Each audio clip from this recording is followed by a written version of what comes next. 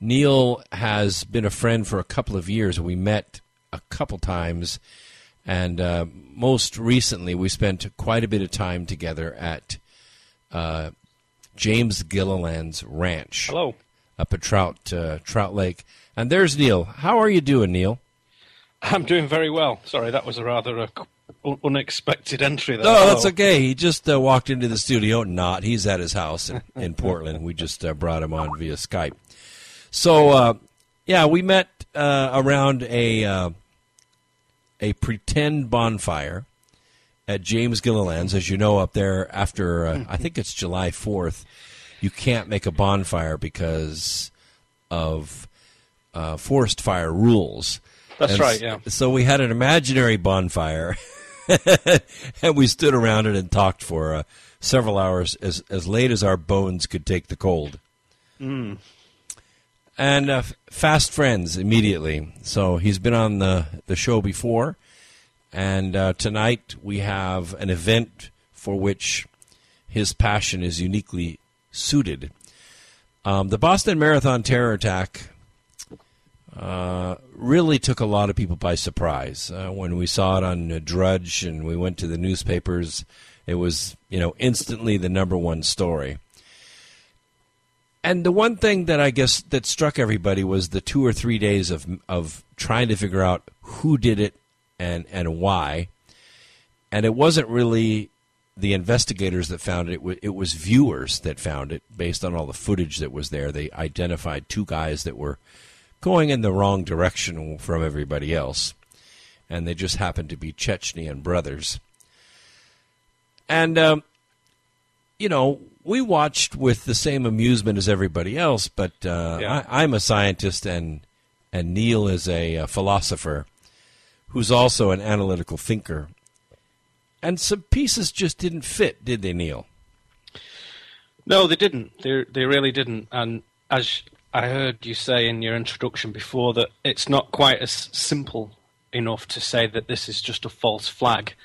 It is disgraceful. There are psyop elements, psychological operational elements to this. It's very surreal as well. And to begin with, I'm still really examining the events of Sandy Hook.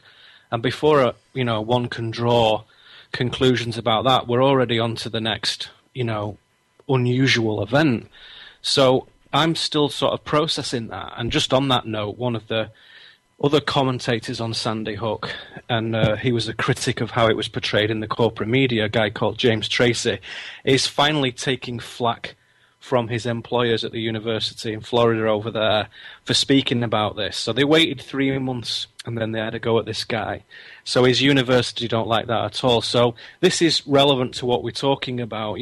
It's not hard to understand why the corporate media don't really want any free speech on this, because you can't have academics and media people from within the institutional framework questioning the fabric of reportage itself, the actual way we report news.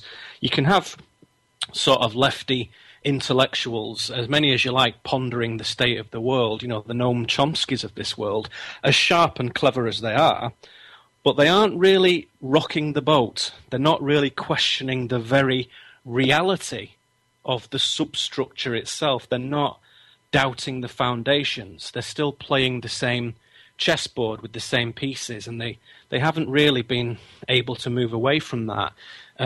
We choose to do things differently. I think that's how I would differentiate myself. To say I'm not playing with the pieces that have been issued to me, and I'm not shuffling them around on the board that's been issued to me. I have dispensed with that. And I might throw, a rook and a knight around now and again in order to engage with someone who operates within that paradigm. But that does not constitute my personal way of transacting with the world. So, as you say, here we are with this another further episode of what I would describe as sort of dark sorcery, really. A sorcery of the human mind, which the headline is, 3 people dead and 180 plus injured, some very seriously. And as it happens, just to put that in perspective, on the exact same day, 56 people were killed in Iraq and 300 others injured.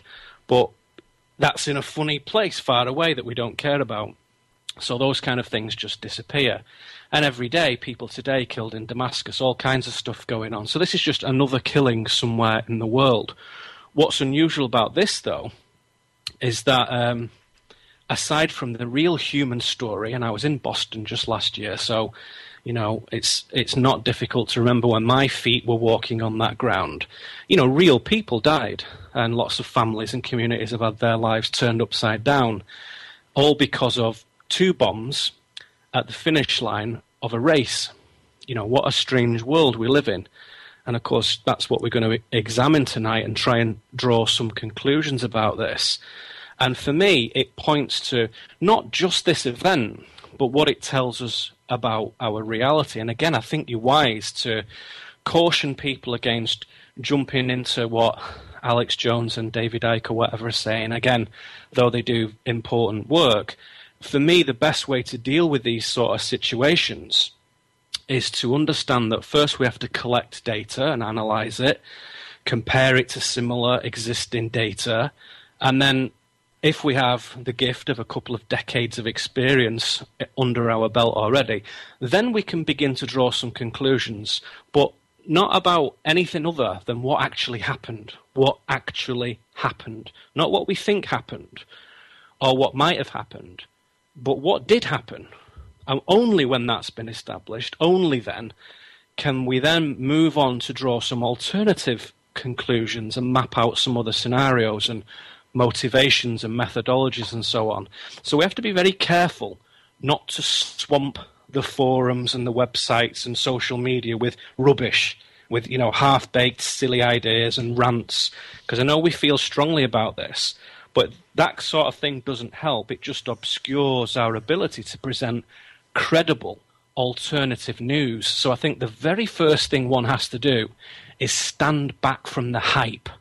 Before you do anything else, stand back from the hype, and I'm sure you feel the same way, Brooks. Sure. I mean, I try to look at the facts of this, not what the reporters are saying or what the pundits are saying. And there are 2 facts. These are direct observations that anyone can make for themselves. First of all, there are lots and lots of marathons everywhere, all over the world, all over the United States. There was a marathon in Nashville just last month. My son ran at it. However, there have been no other marathons with full-scale Department of Homeland Security contractor drills for bomb scares. The Boston Marathon, what we know about it, number one, is that the government funded and managed a terror drill facilitated at the Boston Marathon, and it may have numbed the bystanders, that is to say, given them a false sense of security, that all these 300 or 400 special agents were around with bomb-sniffing dogs and, agents and people on top of buildings looking down with binoculars. It made the people feel safe, that nothing bad could happen. No one could believe that this next point, the next observation, might be the only other possibility. And that is that the bombs were placed and detonated by operatives either running the drill or that those operatives, all those agents, were there because they knew that these bombs were going to be placed and they were going to try and stop them. They didn't know who was going to place them, but they knew they were going to be placed. They had credible chatter that when it was going to be placed, and they were trying to stop it, and they didn't. And because they didn't, they denied that they were ever conducting a drill. Now, those are the facts. That's what the news media is not telling us. They are the facts, and it is important when you observe an event like this to immediately gain context for it. And the context for this, you can place this directly alongside 9/11 and the London subway bombings and the Norway attacks, Aurora, Colorado, Sandy Hook, Taft Union, in that all of them also had live fire terrorist drills in the same location or nearby on the same day. So any mainstream thinker or any alternative thinker, any free thinker, any traditional thinker, anyone presented with that to say, consider these very serious terrorist or nutter incidents, or whatever you want to call it, and let's look at the commonalities. And the commonalities are, number one, that before you say anything else, there were live training drills, just like on 9/11. FEMA training exercises placed personnel in New York City on September the 10th, and on the day of 9/11, the Joint Chiefs of Staff and NORAD were conducting a joint live-fly hijack field training exercise, something they called an FTX, which involves aircraft under US control posing as hijacked airliners. That's a fact, right? That's a fact. And that's not reported in the mainstream media in 2001, just in the same manner that right now the drill part of this isn't being reported.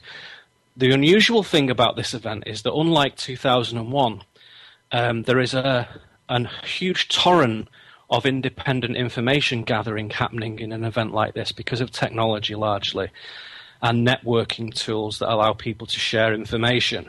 So in that vein, there's another thing we have to just be a little careful of. I see another technique being used here by what I call the control system, and it's one that has been used from about 1996 onwards, when the internet first came into popular usage, and that is swamping the sort of infosphere with junk, right? So you cannot really see what is going on, even if you ask the question. So as well as bots doing that, and when I say a bot, that's like a little program that mimics human information so it can post on forums and blogs and tweets and whatnot, there are also paid disinformation agents, one of whom I have met in New York City, who do their level best to stir things up, to muddy the waters, to discredit important information and researchers, and sort of generally cause trouble. And that's very definitely occurring on a previously unseen scale with this Boston Marathon bombing. There's so much data out there that it is virtually impossible to get to the good stuff if you don't already know where to look. So if you do know that there are, a dozen, 24 excellent, disciplined, experienced, wise thinking people out there who will give you a fair report of what is going on, then you can go to those, check them out and make your own mind up. But if you're just some mainstream news consumer and you go along and hit Google and type in Boston Marathon, alternative theories, your first 100 results will likely be a load of rubbish, a carefully managed list of nonsense. One or two good things in there, sure, maybe, but most of it rubbish. And so at that point, our mainstream brothers and sisters throw in the towel. They give up the fight and say, oh, well, whatever. I'll just go on and have a look at CNN and BBC. So it does fall upon anyone who is saying substantial, reasoned, insightful things about events like this to keep our information and our methodology as sharp as we possibly can. And I'm sure, we'll do our best tonight to do that. But that information has made it difficult to control this event. So rather than try and suppress it all, which is unrealistic, instead, what they do is, as well as the jigsaw that we're trying to piece together, they've thrown in 55 other jigsaws and mixed all the pieces up. Yeah, that's right. I could see that, where they just, mix it up with so much other misinformation that it's difficult to sift through it all. And that's why it really takes, a scientific mind and a philosopher to step back from it and say, wait a minute. Of all the marathons that have been, why did you pick this one to spend $500,000 putting highly trained anti-terror operatives and agents and highly trained people on the street at the finish line? Especially, and there were lots of them photographed, by various means, different cameras, different cell phones, different surveillance cameras. They're there. All the agents are there. They're standing on rooftops. They have dogs. Why were they at this Boston Marathon? Why were there so many wheelchairs and gurneys ready to go to just pick people up within 60 seconds they were there? Why was all this ready to go if they did not have credible information that there was going to be some sort of attack at this? Now, where would they get this credible information? From two brothers that just cooked up this idea and literally some cookware and hauled it down in some book bags left over from their honor roll activities at college to place down on the curb? Is that where they got the information? Enough to mobilize that many men and that much surveillance and that much anti-terror training? Yeah. It just doesn't make sense. It doesn't. And right there, you can just make that statement to any concerned, Bostonian. Is that the right way of saying it? For someone who lives in Boston. That's correct. Anybody who is connected with that, and particularly the people nearby or who have friends and family there, you can say you have the legitimate and understandable privilege of investigating your own information on this and to get to the reality of it. And the very first thing you must do, aside from some of the cautions that we've outlined, is say there was prior knowledge of this event. Number one, there was prior knowledge. So straight away, that discredits all mainstream corporate media news broadcasting who aren't telling us that. So you've got a problem straight away for the mainstream thinker, which is, well, hang on a minute. All the news agencies, the New York Times, Washington Post, CNN, MSNBC, everybody, BBC, Guardian, everybody, are not going into that. They're not going into that element of the story, which is there was an enormous piece of infrastructure placed there beforehand. Why is that, and what was going on? And as you say, not only can we observe that, but we can also observe that the authorities, in quotes, are denying that, which again is a cause for concern for me. Well, when we talk about a cause for concern, it is one thing to say, okay, the bubble-headed, bleach blonde at Fox News doesn't get it, and she's not going to ask these questions, even if she is a lawyer that never lost a case in her life. But we are hearing officials like the chief of police and other official commentators, official spokespeople saying we had no credible evidence that anything like this was going to occur. We already can see from the evidence ourselves that you're lying. The question is, why are you lying? Are you lying so that the blood of the 8-year-old boy that was killed isn't on your hands? It's okay to say to the people, look, we kind of knew something like this was going to happen. We decided not to take a chance. We mobilized everything we had, and we couldn't stop it. And we're sorry. What's wrong with telling the truth? Yeah, you often see with these events that they have a ready-to-go scenario, and sometimes they pull it back, and sometimes they make it disappear, and sometimes they let it go. Sometimes they let it transpire with all the little kind of Timothy McVeighs and Lee Harvey Oswalds and whatnot. And it's kind of a tried and tested method. I think, let's work backwards a little bit for a minute. The scale of, and I'll use a media word, the manhunt for this, and the city shutdown is very relevant here. It's very, very relevant, this. The whole transport system suspended, the city in shutdown, Black Hawk helicopters doing low sweeps over civilian areas. The cell phones were shut off. Military convoys moving in Humvees through residential neighborhoods. To see that on television is one of the key aspects of this exercise. Shutting down, a 4-mile stretch of streets between Cambridge and Watertown, because, as they say, they could have been littered with unexploded devices and whatnot. And the the guy saying, "I just want to speak to the community. We need your help. We're asking everyone to take shelter, stay indoors, speak to the police. Open up your homes as is necessary." That kind of exercise is very relevant here because it's acclimatizing people to the idea that the authorities and the security forces are heroes and are very important what they do.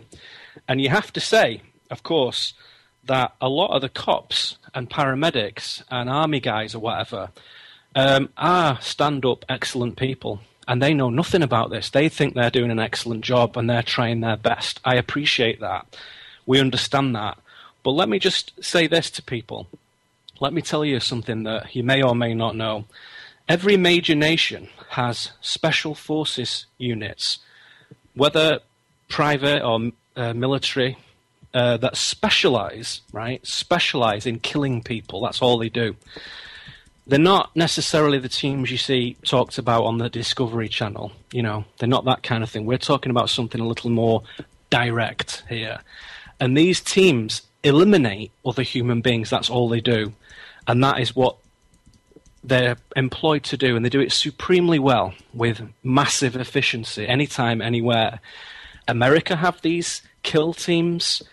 Britain have them. France, Germany, Israel, Russia, Italy, Austria, everyone, every major player has them.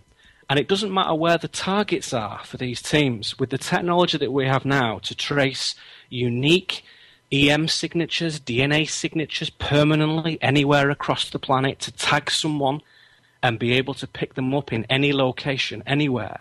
They could be walking down the street, driving down the freeway, sat inside a building, on the subway, in an aeroplane, in a forest, anywhere. We can see them, and once they've been located, they can be killed by remote stealth weapons or locally using overwhelming brute force immediately. So total removal of the targets. Anyone who happens to be in the way will also be removed. No questions asked, no laws, no paperwork, no conventions, none of that. Yeah, we've been doing that in Pakistan. We've been doing that in Pakistan on a weekly basis. Exactly. And these people would be instantly killed, and the remains transported away without anyone ever knowing about it. So the spectacle, Brooks, the spectacle of a sort of Wild West gunfight with the local cops is suspicious to me. The planners of this caper must have been watching this one with popcorn and big smiles on their faces. This is not how we take real threats to the nation down. We don't do it like that. It's not how it's done. Speak to anybody with military knowledge and they'll tell you that I'm right. We don't mess around when we want someone dead. You might have to pussyfoot around with a world leader or a political figure to give the appearance, of abiding by international law. But when it's some dude, some radicals, some nutjobs or patsies or disaffected scapegoats, they are instantly terminated and you never know about it. So we have to observe that the emergency manhunt, city shutdown, cop shootout is a fiction, a movie, a piece of sort of real-life theatre for the people, and it preparing them mentally for future larger-scale operations, to acclimatise them to control, essentially. So it's a very old story, this, that our colleagues in the field have been telling us about for ages. And as I say, let me emphasise this. This is very important. It's not to say that the cops involved aren't doing it for real in their own hearts. They're just good guys trying to do their jobs here. They know nothing about what's going on, the real operation. They are clueless. To them, it's another bad guy that they need to grab. So I appreciate that. But it gives the impression that there are these dirty, foreigner, terrorist people spoiling our freedoms, jealous of our way of life, and we need to do something about it. We need to take them out. The president says it's okay. As you point out, Brooks, he does it every day himself with men, women, and children all around the planet. So this is fiction, and we know it's fiction, and we're not accepting it. And gladly, more and more people are not accepting it either. So we have to, hand on heart, say we can't trust a word from the mouth of the corporate media. That's very important. You have to accept that, even though it's difficult. And even the nice people who are still around in that strange world, we have to assume they've been compromised. So however grown up and convincing and commendable, as you say, there might be lawyers and professionals and brain surgeons and politicians and congressmen and women, however well-meaning they are, they're not in a position to help us. So we have to exclude the corporate media from the equation of actually acquiring truth here. And for some listeners, they think, yeah, we know that, but you know that how difficult that is for our friends and family who are normal. They can't do that. So that's why you see people in the streets chanting, USA, USA, which is always a very ugly sight, believe me, because Europeans, when they see that, they know what that leads to, which is consensual slavery, because that nationalism isn't true-hearted patriotism. It's brainwashing. And when you see that, it's a very disturbing sight as someone who comes from a country who's been suppressed for 2,000 years. You know, we don't want to see that happen anywhere else. Well, it's one thing to hear it when you're at a hockey game in the Olympics, but it's another when a dissenter stands up and tells the president something like, what about the 286 children that were killed in Pakistan this last year by your drones? And then presidential, I don't know what you call them, spear catchers begin to chant USA, USA to drown out the dissenter. And then the dissenter simply hauled out under the NDAA, never to be heard from again. That's why I played the Charlie Chaplin speech at the beginning from the film The Greatest Dictator. Because this world without nations, this world without borders, this taking down all the patriotism of every single country, has been tried since the beginning of time by force. It's been tried by armies, it's been tried by churches, with equally devastating results, resulting in age-old feuds that are never going to end. We're never going to have peace in the Middle East because of it. The only way out of this is love. The only way out of this is love. You cannot kill your way out of this. You can't create the ultimate police state, like Neil is saying, where your individual DNA, once it's identified, can be tracked down by a hunter, seeker, killer drone, which is going to follow you to the furthest reaches of the earth and kill you. Because your mortal life is a threat to the peace and tranquility of their organization. There are a lot of things specifically about the events that have happened less than the last year. We could start with Benghazi and go on, where innocent people have been murdered. The ability to protect them was stayed or held back. And even those leaders that tried to disobey orders and send in relief were immediately relieved of duty and basically taken to the brig. Yeah, Benghazi is an absolute disgrace. That should bring down the current administration, but people don't care enough about it. It's only like the sort of political right-wingers who are keeping that alive at the moment. Well, you have the whistleblowers that are now testifying this week and next week. And you have the Secretary of State, the current one, Mr. Kerry, saying, "Oh, come on, this is old news. We need to move on. Yeah. Let's move on." You that's a direct quote, isn't it? Let's move on, he said, I think. Let's move on. So, and that's the way it is, and that's the way it'll be with Boston. In a few weeks, they'll say, look, that little boy is buried. Those families have finished their grieving. This guy is going to be tried, this 19-year-old. He's going to be interrogated. He's never going to get to speak to a reporter. He's never going to be seen again. In fact, I have it on good authority. He's probably going to commit suicide in his cell. We're never going to hear from him. And in 6 months, we'll say, look, let's move on. That was a terrible incident. Let's move on. It's time, people, that we ask these questions.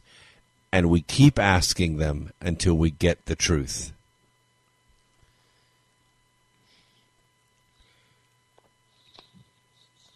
One of the other things I wanted to add, the elder brother, Tamerlan, was out of the country for more than 6 months. And a lot of you don't know this. Neil probably knows this. But if you're here on this country on a green card and you leave the country for more than 6 months, you can have your green card pulled and you move to the back of the line for U.S. citizenship. That's right. Tamerlan was out of the country for 6 months, and he came back in the country, and not a question was asked. They gave him a pass and let him come in the country. And within weeks, he was planning the bombing of the Boston Marathon. Someone. It's all very unlikely, isn't it? It is. You know, even engineers, foreign nationals, Indians and Jordanians that are engineers that work for American contractors, they have their green card. If they leave the country, go back to their home country, work in the oil fields or nuclear power or something like that, they're gone for more than 6 months. Even their green cards are put in question and they're moved to the back of the line. I've had to be very careful about mine and my legitimate movements of, speaking to people and doing spiritual work and spiritual teaching work. I have to be careful with that because it disappears. It's funny, though, just one point on that you talk very philosophically about having borders and having no borders and having one great big lovely world with everyone holding hands, presented as a sort of control system ideal. It's funny that because let me say that there's this guy called Peter Gandalovich, who is a Czech politician, but he's also the Czech Republic ambassador to the United States, and he had to announce recently publicly that the Czech Republic is not Chechnya. And the reason he felt he had to do that was because there were millions of Americans who were struggling with the notion that these two places were actually not the same place, because they thought that the Czech Republic sounded very like Chechen. So gosh. Now, I know that some of the wonderful American public out there can occasionally be a bit geographically sophisticated, I'm afraid. Not that your wonderful educated audiences, but lots of people, to be fair, from Britain and Spain and Brazil or wherever, would probably not be entirely sure, to be honest, where to point on a map if I said, where is Chechnya? Well, Chechnya is part of Russia's northern Caucasus region. So if you go to the continent of Europe, let's say you're American, you go to Europe, come in on the western shore, or let's say, you start at France and then go eastwards into Austria and Hungary and Romania, then go south a bit into Bulgaria, and then east again into Turkey and Armenia, and then up a bit into Georgia, and then you're there, you come to Chechnya and Dagestan and all these funny places. And on the left, you've got the Black Sea, and on the right, you've got the Caspian Sea, right? A very remote but very fascinating part of the world, this. And here's an interesting thing. If you go into Google Maps or Bing Maps or whatever and look at that region, it's not properly mapped and labelled. It doesn't look like everywhere else. There are a lot of blank spaces because nobody knows what's going on there. Nobody knows what the official story is of what to call things. There is no consensus on what is what and what belongs to who. So although it's ostensibly Russian, it sort of isn't as well. So a group of guys in that region have said basically that large parts of that land were invaded by Russia in the 18th century and so are now disputed. And much of that rebellion is being led by a man called Doku Umarov, who looks very much like a young Fidel Castro, actually. And to some, he's a sort of butcher and terrorist, and to others, he's a glorious rebel leader. And you have to think yourself what you make of that. But he thinks the West is hypocritical and illogical and murderous in its foreign policy. And he's got a point, of course he has. But, running around in the mountains, blowing people up is perhaps not the best way to win friends and influence people, is it? But that whole region is very unstable, and that instability translates, if you look at it in Google Maps. Check that out. Maybe not while we're trying to concentrate on this conversation, but have a look at it. It's very, very interesting. Well, you're exactly right. And the fact that Tamerlan was able to travel outside the country and then to travel to these areas, which became of concern to Moscow. In fact, I believe it was Putin that alerted the FBI, you need to talk to this guy when he gets back into your country, because he visited a group in Chechnya that is known to train terrorists. And ostensibly, the FBI interviewed him and found out everything was okay. But for some reason, they give Tamerlan and his younger brother a pass. And they let him come into the country. They let him plan this bombing. And someone inside the government was making sure these two young men had money, access, and were able to sneak past hundreds of professionals with bomb-sniffing dogs to place 2 chemical bombs curbside and then leave the scene. It was private citizens scanning the footage that found the terrorists, not government analysis. Even Janet Napolitano said they were not suspects. This is the story that we got from the government, but public participation forced their hand, and they had to take action. It was Drudge that put their pictures on the cover of Drudge Report and said, find these guys. And within 5 minutes of that being placed on Drudge Report, the leads began pouring in. It was not a government effort. It was a private effort that found these two kids. Yeah, that's very telling, isn't it? Do we have to break at the hour? Or yeah, let's take a quick break. Okay. We'll take a 4.5 minute break here, and then when we come back, we'll open up the phone line. Last fall, we had an attack on our embassy in Libya. As you know, the ambassador and his staff lost their lives in this event.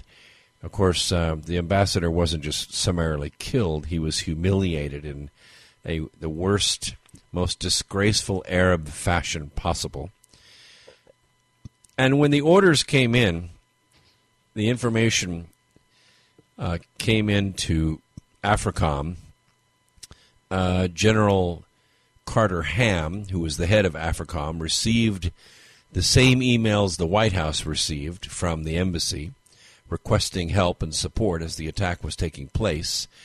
General Ham immediately had a rapid response unit ready and communicated to the Pentagon that he had a unit ready. General Ham then received the order to stand down. His response? Screw it. He was going to help anyhow. He knew his men were on the ground. He knew there were diplomats on the ground, and he knew that every second counted. So he gave the order. And within not a minute, within 30 seconds, after making the move to respond, his second-in-command apprehended General Ham and told him that he was now relieved of his command.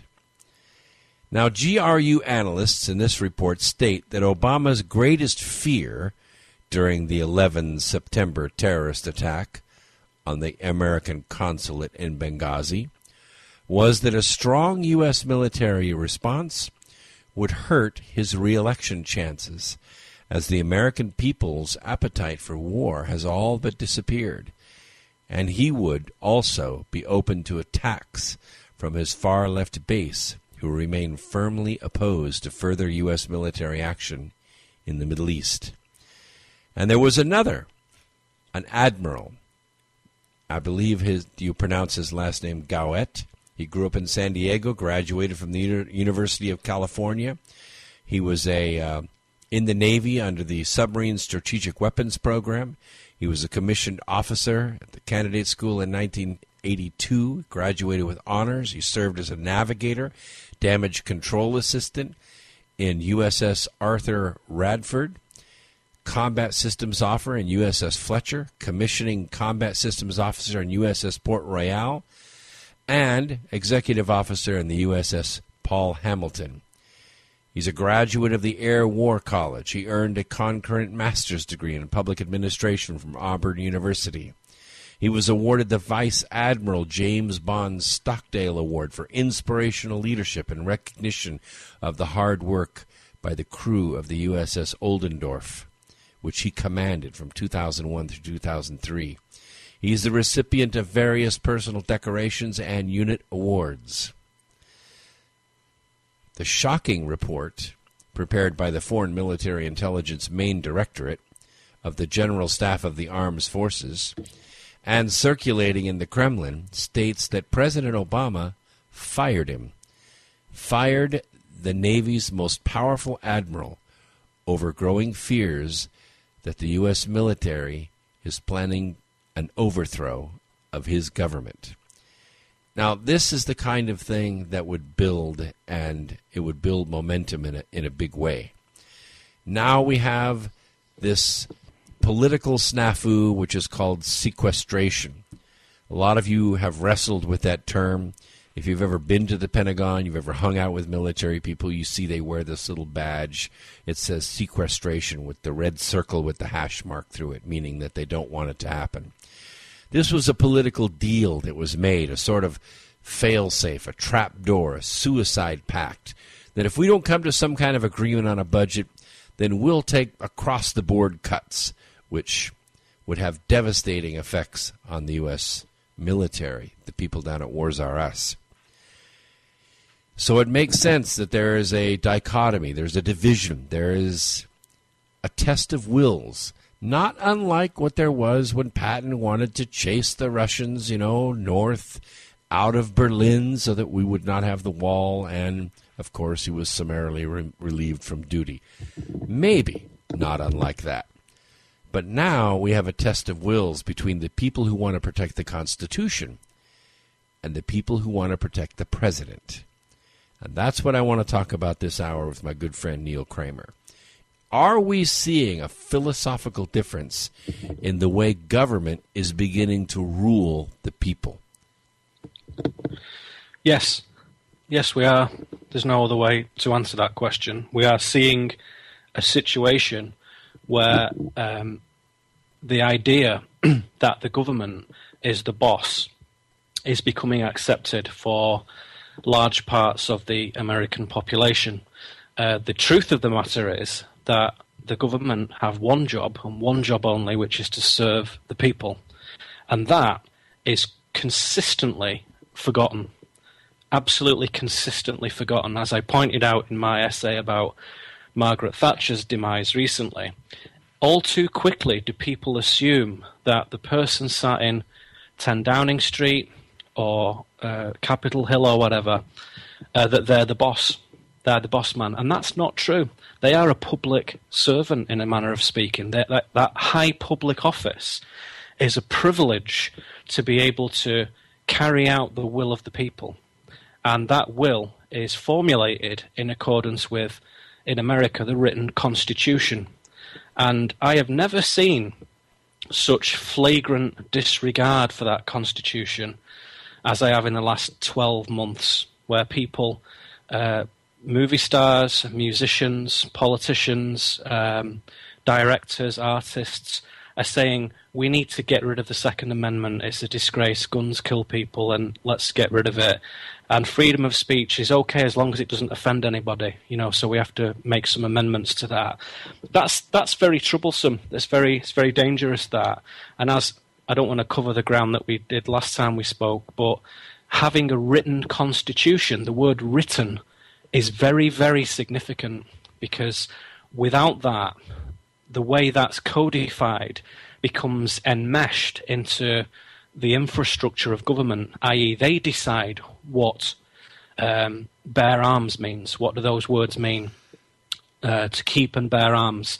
That isn't decided by the document, it's decided by committees in Washington, D.C. That's what happens in England, listeners. That's what currently happens in England.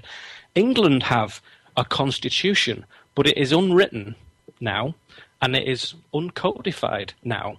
And so the details of the British Constitution no longer belong to the people.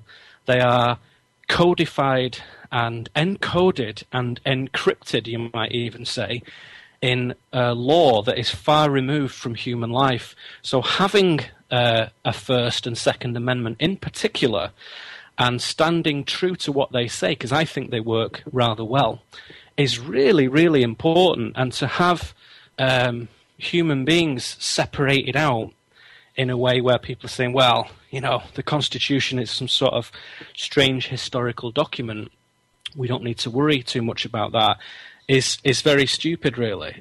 And even going back to when we were just discussing the dumping of bad information regarding the Boston Marathon event, the LA Times ran a piece yesterday where they characterized anybody who was looking for the truth of what was happening in Boston as homebrew CSI people playing Sherlock Holmes, spreading paranoia, etc. And what they also did rather cleverly, and this is relevant to what we're talking about now, is that they suggested that alternative analysis is usually the work of either Muslim extremists or right-wing extremists. Do you see what is happening there? They're taking two opposite ends of the spectrum and joining them together into the same disreputable threat, extremism. So to have an extreme view, regardless of what it is bad. The thought being that, extremism is the enemy, i.e., if you stand out of normality, you become a threat to national security. That is what they're trying to pull with this thing. And I've never seen such a inhumane sort of dictator as Obama, I have to say. And it saddens me to drive around Portland, which is a very beautiful and wonderful city with a lot of humanly liberal. I don't want to use that word always in the sort of pejorative sense, because one can fall into that if you're not careful. But real liberal-minded people, i.e., to live and let live. You see a lot of Obama-Biden stickers on people's cars, which is very, very stupid, very saddening, really, because it means that they're still playing the sort of old game. So I think that the elements that I'd like to move on to is what are some of the reasons behind this? How does this work? There's this guy called Murray Jennings, who's a crisis management person at San Diego University, and they in this article in the LA Times were suggesting that online voices enabled by the internet, beyond the photos that we upload, our speculation isn't very helpful. So they're trying to discredit the fact that really people who get on the internet and do radio shows and have websites and write articles who aren't academically approved in some instances, you rather much are than I am, Brooks, but independent voices are not relevant when unapproved. That's a very stark difference that I've not seen illustrated. It's quite very like unscientific. It's very unscientific. I don't mind being an extreme scientist. I guess I can be termed one. But that's good. Extremescientist.com. You should get that one. Because the scientific method is so pure, it's so godlike. It's it asks questions, forms a hypothesis, develops experiments to prove or disprove the hypothesis, and from that can formulate a theory. And if the theory holds long enough, then it becomes an axiom or postulate or even a fact. In fact, facts can be discovered while you're doing the experimentation. Oh, this is what happens when you mix this with that. But it is pretty clear when you see actions that are taken by individuals in the government, I won't say the government, but by individuals in the government, that the motivation for taking that action is more than just trying to protect one simple to protect one simple ambassador in Libya. That could have been done in a matter of minutes. We could have spirited our ambassador out of there, and we could have protected the lives there and moved on from that. But we didn't. We let them die. We watched them die live on camera, and it wasn't a quick death. It was slow and torturous. It took hours. I can't believe that there were bureaucrats in Washington that sat there watching that camera and, like you said before, eating popcorn. I just can't believe it. But go ahead. Well, when I speak to government officials, and I'm talking about a sitting senator, and a sitting senator tells me, when the nation was young, we needed strong states because we had a very weak central government. We needed state militias, otherwise the nation couldn't defend itself. But now we have a very strong central government. We have a very strong federal government, and we don't need those states' rights anymore. That is the thinking of a government, not an individual in the government. That's the mainstream thought in the halls of Congress today. It is, and it's when you get to that threshold that the government starts to openly proclaim itself as not the administrative arm of the people, i.e. to help organise human beings effectively, but as a separate authority. And even with that Benghazi thing, I think that the aftermath of that is very important, just like the aftermath of the Boston event is very important. Because if you look at these the psychological effects of this, and that's, psyops comes from British military terminology originally, which is bloody typical, really. What are they for? Well, amongst other things, these psychological operations, they program the unawakened collective consciousness, the minds of the people, you might say, to consent to militarization, basically. The idea that war and freedom go together, which ties up right to what you were saying at the top of the program. Right. Freedom is willingly not free. hand over the idea that we don't need peace, because actually somebody somewhere has got to get punished all the time if we want to enjoy our freedoms. That's exactly what Romans used to think. They knew, members of middle-class Roman society knew, or thought they knew, that somewhere somebody had to get their head crushed if they were to enjoy their freedoms. And of course that's not true. And though you might say the carnage from the actual marathon bombing was low, not that that's any consolation to the poor people who died and were injured, that's not important to the planners. What matters to them is the aftermath, the subsequent security operations, and how that's portrayed in the media. And the TV during one of these operations, boy oh boy, the television is barely watchable. It is a disgrace to humanity. It revels in the sensationalism. It loves it. That is highly irresponsible. It's also inaccurate, it's biased, it's scaremongering, it's lascivious. But that's exactly how it's meant to be. So from a human angle, I mean, I've had a number of emails from people following this event with their thoughts and concerns. And one of the major common problems, and this from a lady, hello Andrea if you're listening, from someone, right there affected by that, really. One of the amazing souls who's taking themselves seriously in this world was saying it's very difficult to look around the people you love and care about, and the people you work with, and the people that you're affiliated with in commerce or whatever, and see that they just eat up the official story without any further analysis. And that is very difficult. The official story is all that exists sometimes for some of those people, and anything else is disrespectful. And I think we have to be very, very careful not to allow that to go any further, because throughout any history, I mean, I could list off 50 similar precedents for this. You have to allow what you would consider as your First Amendment rights to absolutely remain inviolable. They have to be there. If they don't, what starts off as nationalism, just like in Germany in the 1930s, very, very quickly, in a matter of 5 short years, turns into fascism. And I'm not exaggerating, because we often throw those words around, don't we, and sometimes in our work, but I'm not exaggerating when I say that. I mean nationalism of that nature, where you don't want to know what's going on. You really don't want to know. You just want somebody to tell you. That sort of nationalism, where you've got absolute good and absolute evil, leads immediately to fascism. And I think that you could say one very interesting part of this is that one thing that we can see is that, we all know the faces, right, of one of our enemies, one of the empire's enemies. Muslims, brown skin, black fuzzy beards, funny headwear, pale robes, a neck scarf, whatever.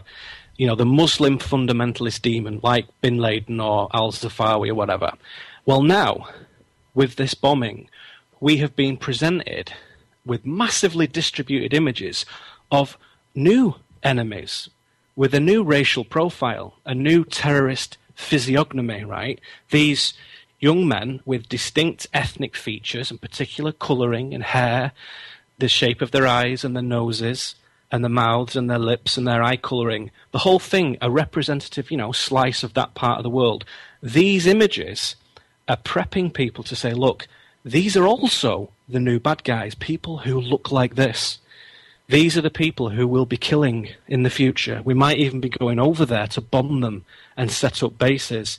And I have to say, on a human level, yesterday, right, a young man sat in a place a few tables over from me having lunch with his girlfriend. He was the spitting image of the young lad. who was, one of these guys. He was the spitting image of the young Chechen lad.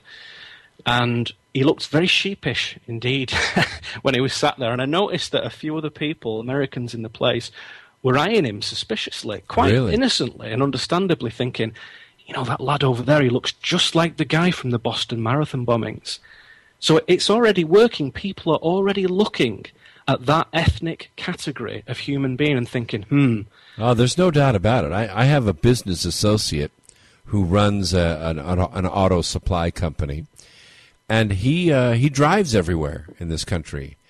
And I said, why do you drive everywhere? Why don't you fly? He said, that's easy for you to say, but I have exactly the same facial features as one of Saddam Hussein's sons.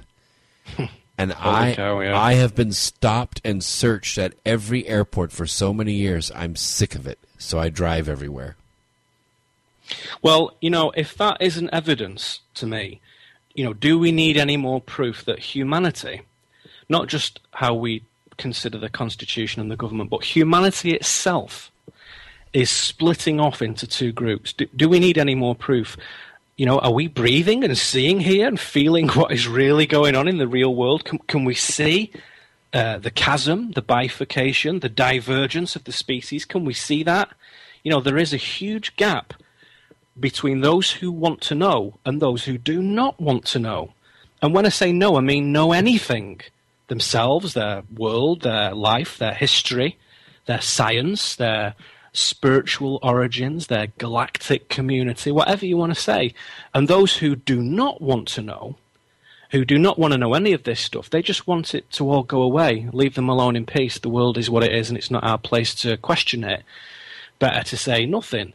And they cling to this ignorance desperately, violently. They cling to this sleep. And it is a sleep of protection, this cocooning away from truth.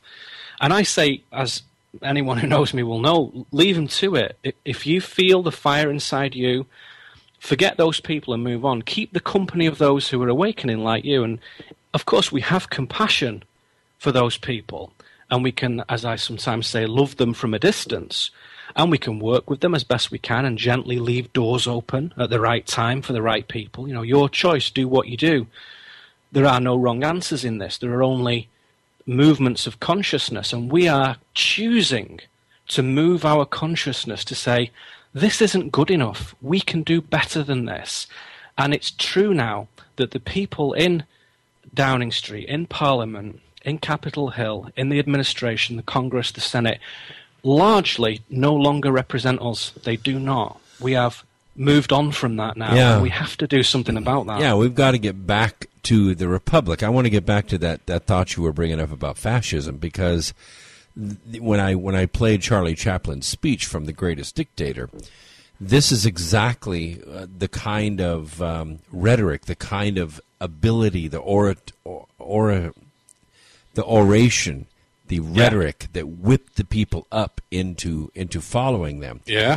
I will fight for you. I will fight for German rights. I will fight for German sovereignty. I will get Germany out from underneath the reparations from the Treaty of Versailles. These are the kinds of comments that the German people wanted to hear, and they were willing to fight for. Now, what we have in this country is we have rhetoric. I will lead you out from underneath the oppressive thumb of the wealthy. I will, take their 401ks, which have far too much money, and nobody needs any more than $203,000 a year. We'll take the excess of that money and we'll distribute it to those people who are less fortunate, because it's the right thing to do. And, of course, the poor far outweigh the rich. And so they say, hey, that's a great idea. I get some of Warren Buffett's 401k. Not bad. I like the idea. So it begins by eliminating one type of individual, and that's called the armed American. The armed American is the enemy of the state. Yeah. Now, let me just stop you there, Brooks, right?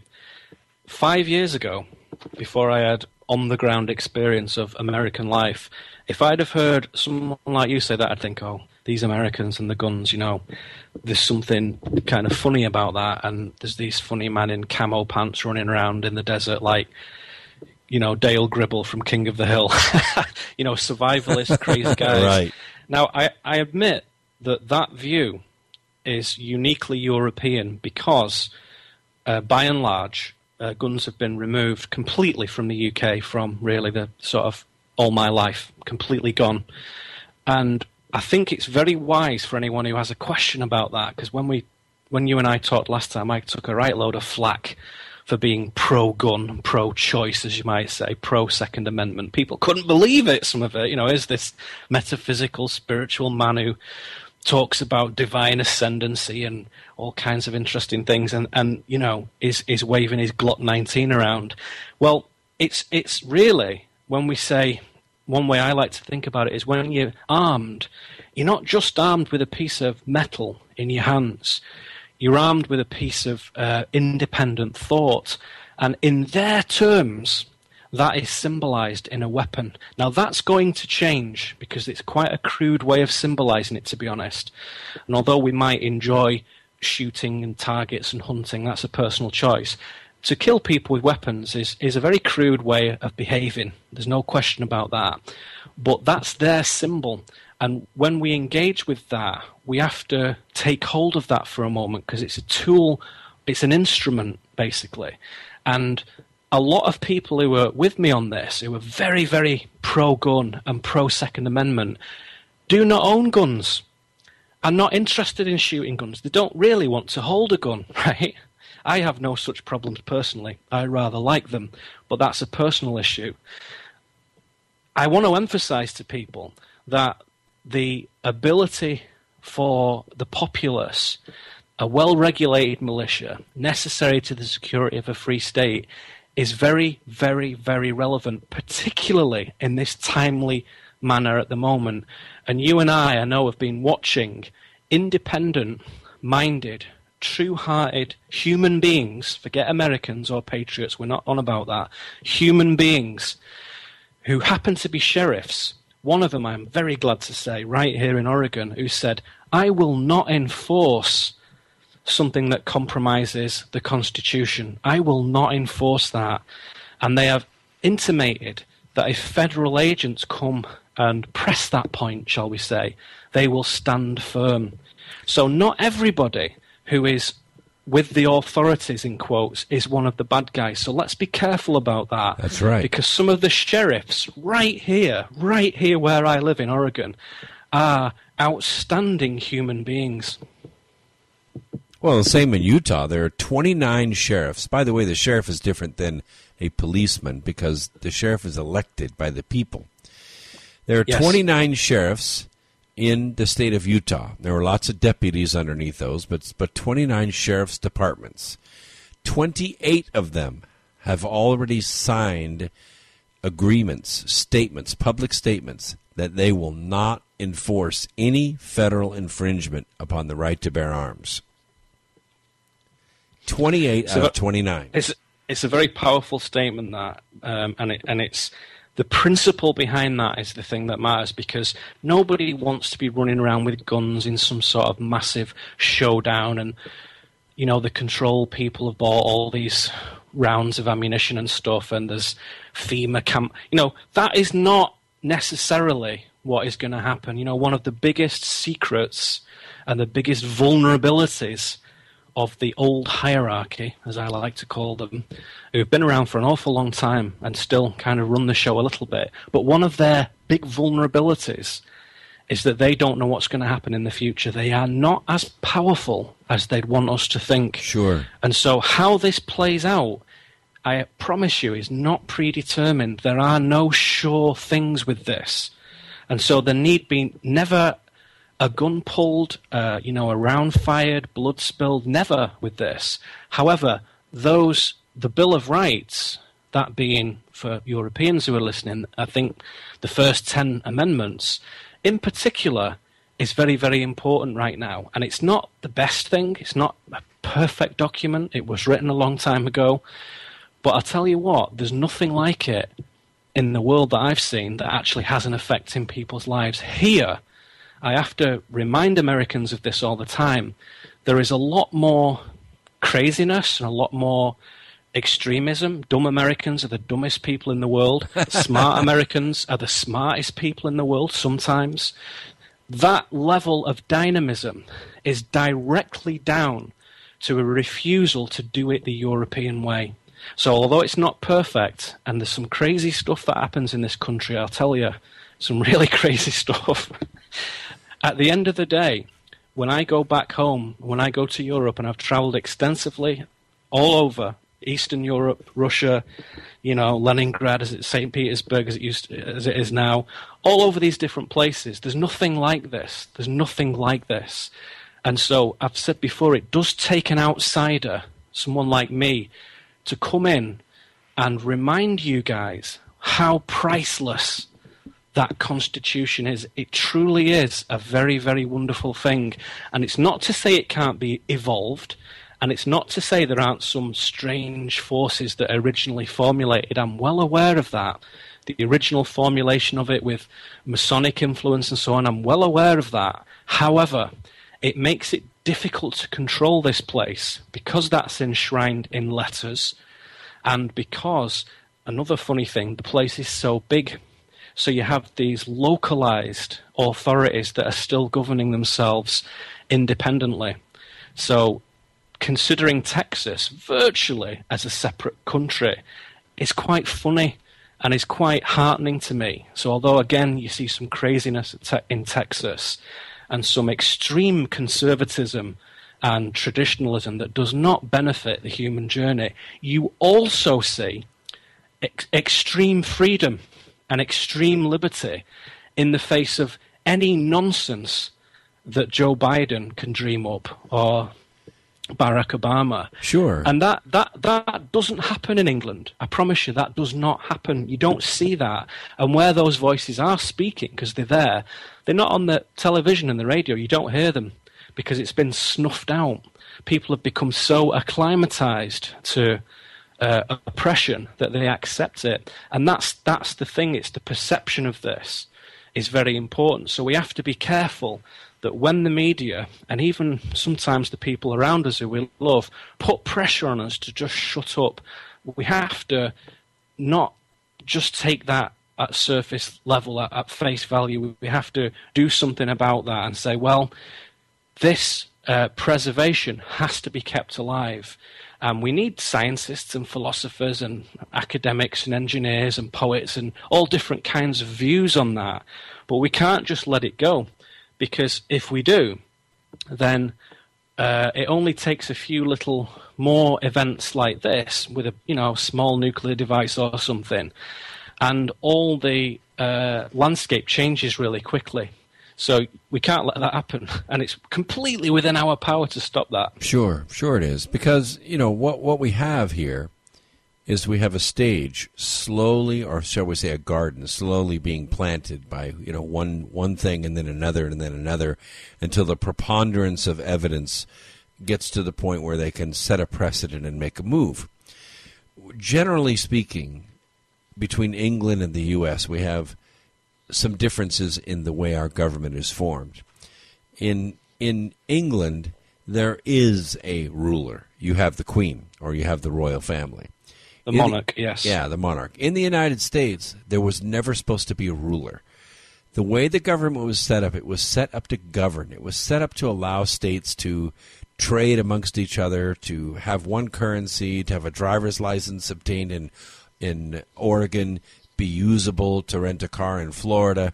That's what the federal government was set up to be. It was set up to govern. It was set up to manage. But it has now become, at least in the last couple of presidencies, a rulership where the executive branch is commanding an army of secretaries with newly created administrations and bureaus and departments, and they have sweeping powers like the National Defense Authorization Act, like various things that allow them to openly violate the first 10 amendments of the Constitution. and without recourse, without due process, without habeas corpus, without reading Miranda rights. I mean, these things are being thrown around like they mean nothing. No. And when the founders wrote these documents and then argued over them for a couple of decades before they became the law of the land, they knew that if one man became very powerful, that this is exactly how it would turn out. And they knew that the richer and more powerful the nation became, the more industrious, the more diverse we became in our society, the more incredibly poignant and perfect this document would be in controlling or preventing that from happening. But what has happened is that the lust of men for power has become so great that this document is nothing more than a floor mat. When I hear in the halls of Congress, and I'm not talking to pages, I'm not talking to reporters or analysts, I'm talking to a sitting senator and not a freshman who says that we don't need states' rights anymore because we have a strong central government, that states' rights are an outdated concept that were only put in place by the Founding Fathers because we had a weak central government. That is so far off of what the I wondered what you were going to say then, Brooks. That is so... Yeah. Yeah. Carry on, I'm sorry. Exactly. The question is, like a monarchy, when we have a good leader, someone who cares about, a more libertarian point of view, like let's say Governor Perry. Now, on the one hand, he's very conservative, but on the other hand, he allows immigrants to have in-state status when they're going to college because he realizes that educated Mexicans are much better to have in the state of Texas and much better to have in Mexico than someone who is uneducated, who has been rejected from the system, who has not provided health care, not provided education. Of course an educated Mexican is a better asset to have on both sides of the border. His thinking is correct, but it is also not conservative because he's not managing the state of Texas. He's leading it. That's a big difference. It is a big difference, and it's funny, he's a great example of one of the paradoxical issues with Republican politics being largely responsible for leading the preservation of the Constitution, because he's kind of like stupid and very old-fashioned, but he's kind of like brave, and he's got a big heart as well. He rather reminds me of a sort of more formal, suited version of Ted Nugent, really. And that if you listen to Ted Nugent talk, I mean, I love Ted Nugent because of his music. Stranglehold is like one of the best rock songs ever recorded, and he's an outstanding guitarist. I had no idea he was into politics and all the rest of it. I had no idea about that until recent times. And if you listen to Ted Nugent speak, he's very polarizing, he's very divisive, and yet you can't ignore some of the things he's saying because I've heard him speak about certain subjects and say, look, I'm a free man. I parachute into this world. Nobody has the right to tell me what to do, what to eat, what I can have, what I can't have. It's my conduct that determines who I am, and my own personal morality and ethics and principles are based on my spirit, my family, my community, my love of my fellow man. And if you just took the guy's name off and you couldn't see anything, it could have been any spiritual person with that message saying exactly the same thing. So once more, I think it's unwise for us to label something as liberal or Republican and say, oh, we're sick of the liberals, or we're sick of the Republicans. I don't think that's helpful. So a lot of right-wing talk show hosts are just making things worse, really. Sure. I think it's got to be depoliticized, this, if we're to get anywhere, because we need conservatism and traditional values. We need liberalism and revolution. We need all those things together. Well, it works if it acts like a republic. If you have individuals Exactly. in Portland, bringing their point of view to Washington, and you have individuals in Texas bringing their point of view to Washington, then you have a republic, and we debate things out. Sometimes we get things done, and sometimes we don't. Frankly, I like it better when government doesn't get anything done. But that's just me. I think when they're not passing laws, we can actually catch up to the last set of regulations that were passed and begin to live within them if they just be consistent with it. But my point is that we have strayed away from being a republic. And it doesn't take a scientist and a great observer to see that. Anyone with, the casual observation can see that we have strayed away from that, and we're getting dangerously close to what you described about a half hour ago. What happened when nationalism became whipped up into a single ideology complete with a theme song and someone to hate? And it didn't take long. It did not take long for the people to approve, vote in, and suit up. Yeah, because people get into the frame of mind where they say, look, we've got to do something. And all you need is a very, very charismatic figure who says, look, I know you're sick of these people, and you're sick of this problem, and the economy's broken, and our pride has been hurt. Let me restore those things. And all you need is the right figure to do that. And if I was an actor, I could play that figure because I know what that is. But it is a dishonorable thing, and it is an inhuman thing, and it isn't true. So we have to be careful on one hand, and we have to be very brave and show great fortitude and courage on the other hand, in that in these times they are going to try to make dissenting voices illegal, not just in terms of radical terrorists and fundamentalists and whatnot, but even in views like ours, they try to label them as unpatriotic and not helping and stirring up trouble. Yeah, so the idea of extremism, just always remove that word whenever you read it in a newspaper or on a website. Remove the word extremism when you read it in the corporate media, and it takes the sting out of it. So one has to be very vigilant about the language and of how this stuff is used, because they load the sentences, the paragraphs. Every single sentence is constructed to certain journalistic engineering ideals to put across a preloaded message. They don't want you to think about it. They want you to just swallow it down. So, one gets in the habit when dealing with that of doing the reverse. I like to throw in some positive propaganda. So I never say the media. I always say the corporate media. I never say capitalism. I say gangster capitalism when I'm referring to them.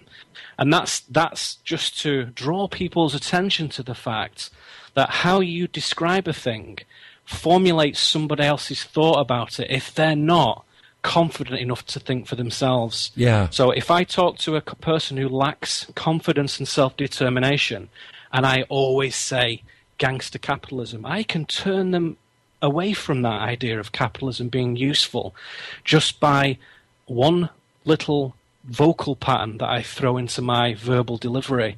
And so we have to be careful that when we read something in the New York Times, in the Washington Post, in the Guardian, in the Telegraph, in the Times, whatever, to disinfect that language, to inoculate ourselves against it, and look what's actually being said. And 9 times out of 10 when you do that, there's 5 pages of reports on the Boston Marathon bombing, and when you take out the hype and the programming, it'll say somebody set some bombs off and some people died, period. That's the end. That's all they're saying. That is all they are saying. The rest of it is commentary and is propaganda, and it's absolutely no different now than it was at any time prior to or immediately after a war, where propaganda is very important to lead people into in 1939. it, and very important to lead people out of it. And we're being led into a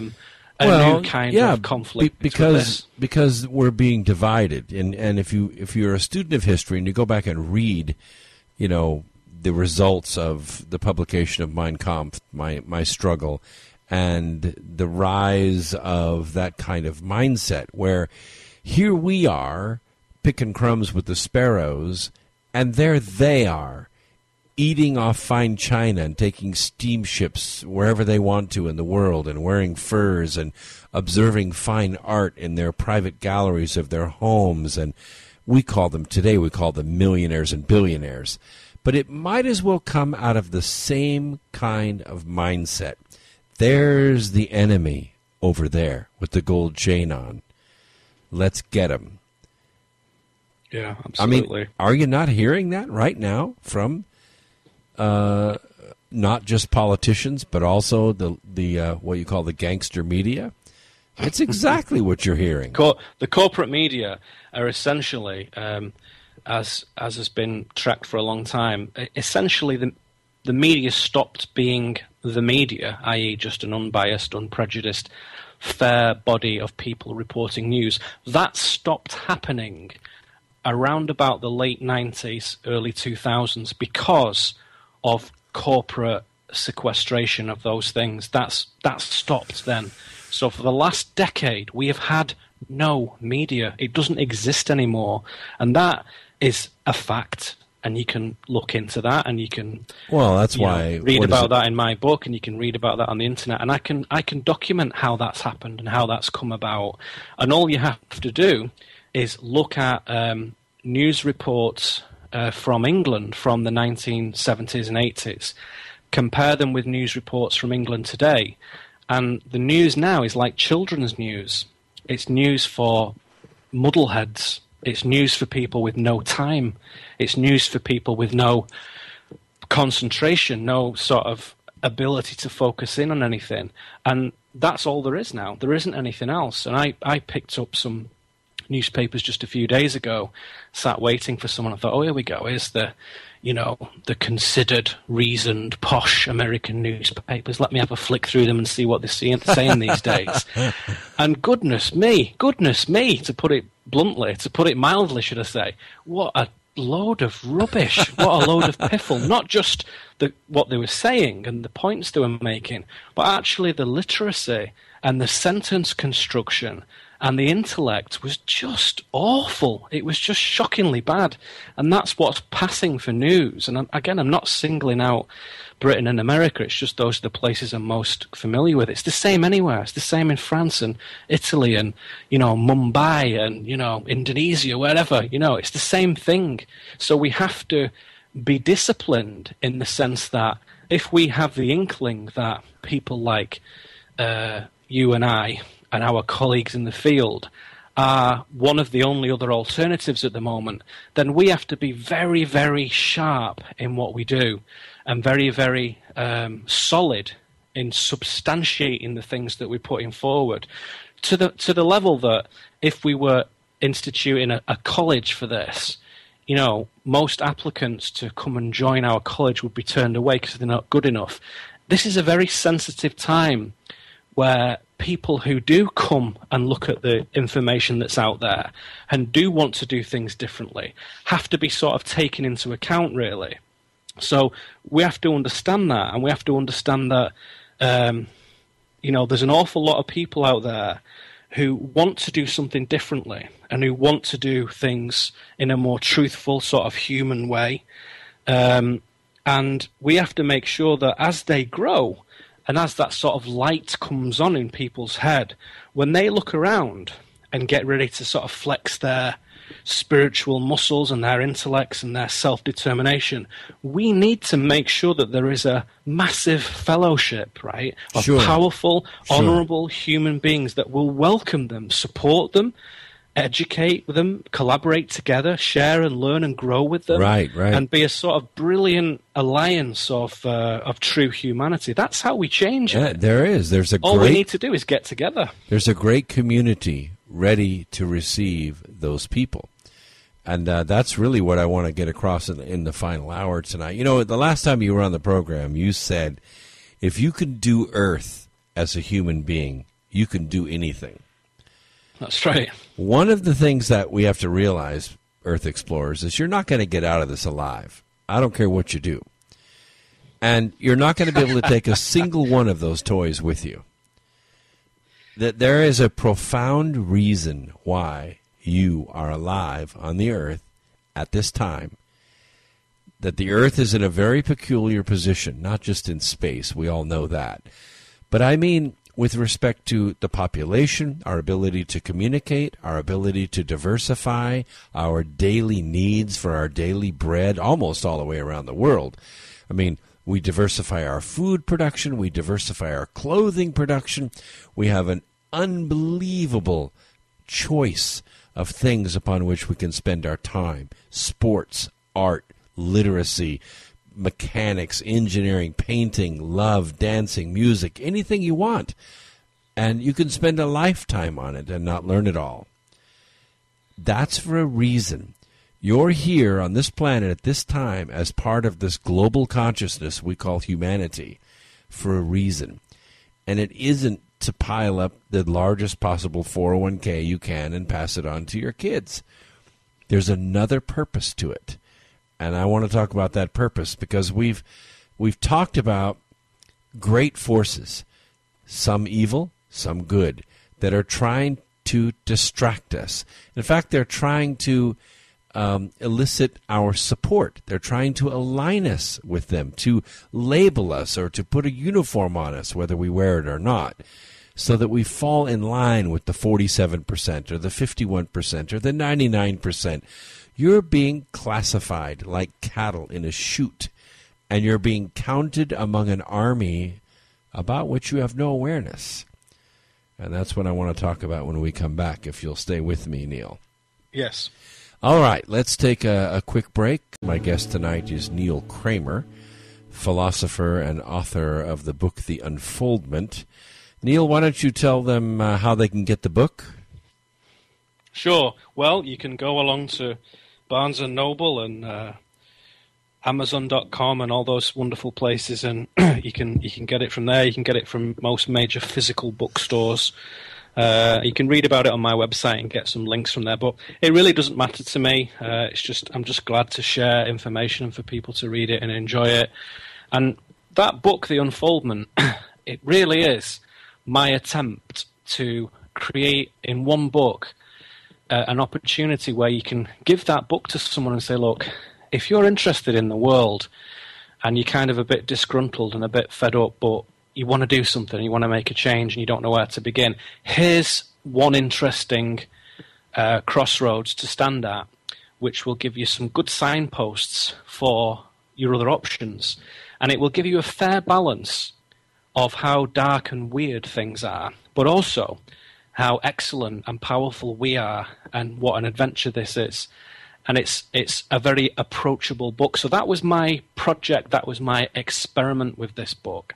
And the next one will be more to people who, are ready to go into more esoteric knowledge, which hopefully we can talk a little bit about now. But that book really does speak to a lot of people who right now are going to be thinking, well, what do we do? Where do we begin? There's so many avenues to explore metaphysically and to look at consciousness and look at the relationship between ourselves and the world. Where do we begin? So people like ourselves and many of the listeners, we've all got our journey with that, and we've all been doing this for a long time. But you know that there's a lot of people out there who are on the brink of it and want to do something but aren't sure entirely where to start. And maybe it's not right for them to go on a sort of week-long Vipassana meditation right now, or to dive into esoteric mysticism. They might not want to do that. So you have to approach somebody respectfully and not patronize them, and take all that into account, which is what The Unfoldment is all about. That. Yeah, that there is, in every tradition, and forgive me if I, don't call them religions, for every tradition, there is a sort of teleology, that is to say, a study of a pattern or a formula that God has set forth for each individual. For Christians, it's one thing. For Muslims, it's another. For Buddhists, it's another. And generally speaking, this kind of either removes your individual freedom or it absolves you of any responsibility for your own position. That's the key thing there, right there, Brooks. That's the key one for me. Yeah, it absolves you of any individual presence in the system. So if you're a jihadist and you go apply your jihadist teleology, thinking that you're on some kind of path that your leaders have indoctrinated you into believing, you've absolved yourself of any ramifications of the violence you perpetrate on any innocents. And that's kind of what we want to talk about, is that, yes, there's a formula, but the formula only creates the possibilities. And as you know, in physics, we're all about possibilities. We play with them in mathematics by adding one thing to both sides of an equation to try to cancel out all of the terms that we don't want to consider in this particular treatment of the formula until we come up with at least a relationship like E is equal to mc squared that we understand. And it's that way in real life too. We eliminate those things that we can't do anything about, or we accept those things we can't do anything about, until we get down to the smallest number of things we can do something about, like go to work every day, earn a paycheck every Friday, take a vacation every summer, get married, have kids, or not get married, don't have kids, be gay, whatever the smallest number of possibilities that you can consider for yourself, and in that you trick yourself into being happy. And what you don't realize, or what you have forgotten, is that you are an eternal being having a mortal experience, and that your possibilities are absolutely unlimited. And it doesn't matter if you're 8, 18, or 80. You can start immediately considering those possibilities. Yes, you can. And I think that's one of the curious things about some of the more conspiratorial things that we consider, is that, as I noted about 7 or 8 years ago, a lot of conspiracy people get stuck in conspiracy research and geopolitics and parapolitics and whatnot. They get caught there. They get caught in the brambles, and it snags their coat, and they can't move, and they just think, oh, well, maybe I'll stay here for a while. And the answers aren't there. And so some of the more prominent, popular people who speak on conspiracy matters, a little bit, without naming names, go round in circles a bit, because they're missing some of the other elements of that, and they're not giving you sufficient scope for you to go away and think about it. So although people are getting to the idea that consciousness and spirit are really important, they're not properly applying that in terms of the history of what's going on here. And I was having this conversation with somebody recently, and a major part of my work is the mystical principles, the metaphysical principles, if you don't like the word mysticism, from the ancient world, from the ancient earth world, and how they are still very central to modern life, but are now largely hidden. So that those mystical principles of magic and manifestation and creation and destruction, they're not part of the mainstream dialogue anymore. They're entirely separated out from consensus reality. So let me get a bit esoteric here with you for a moment, if you would indulge me, Brooks. I love esotericism. Go ahead. Okay. Let's talk about the ritual magic element of what's been going on at the Boston Marathon for a moment, because I see some value in considering the question of psychological operations, psyops, from a metaphysical angle, not just the practicalities and the tactical things, as well as the psychological effects we talked about earlier, propagated through the media and so on. There is also a further, more mystical law being exercised with the Boston Marathon, right? One that requires blood to be spilled, okay? Right. And in other words, it is a sacrifice, a ritual sacrifice. And sacrifice is something that was taken and co-opted from the ancients, and it was distorted and changed into something else. They didn't approach it how we have these images of these savages in beads with blades cutting virgins' throats. It wasn't like that at all.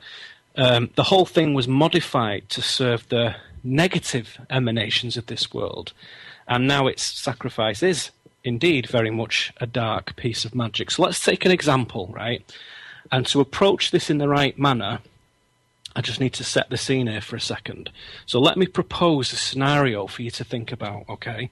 So let's imagine for a moment that we're going to conduct a piece of serious reality engineering, right? We're going to intervene in the usual regulated flow of consensus reality, and we are going to make something very particular happen in accordance with our will. We are going to create a specific kind of situation and manifest it into the construct, right? And we're going to achieve this by creating an analog, a template, right? A piece of ritual theatre that will simulate the real thing that we actually want to manifest. And let us say that in our magical operation to do this, there are three elements, right? Three buildings, in fact. So picture this. Building A, right, is a building in which a simulation of a live shooting is taking place, right? A live shooter training drill simulating the sort of calamity of a rogue shooter killing innocent people, with all the planning and drama and guns and screaming kids and hiding and grief that entails.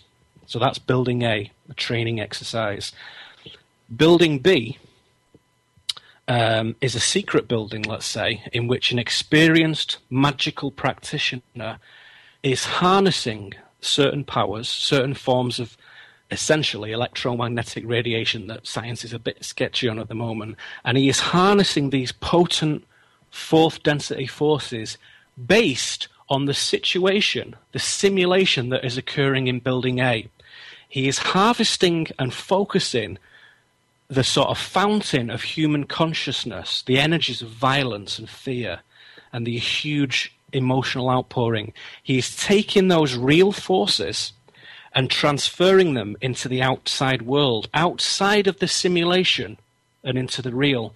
So finally, we have Building C, in which the events of Building A begin to transpire in reality. People kill people for real.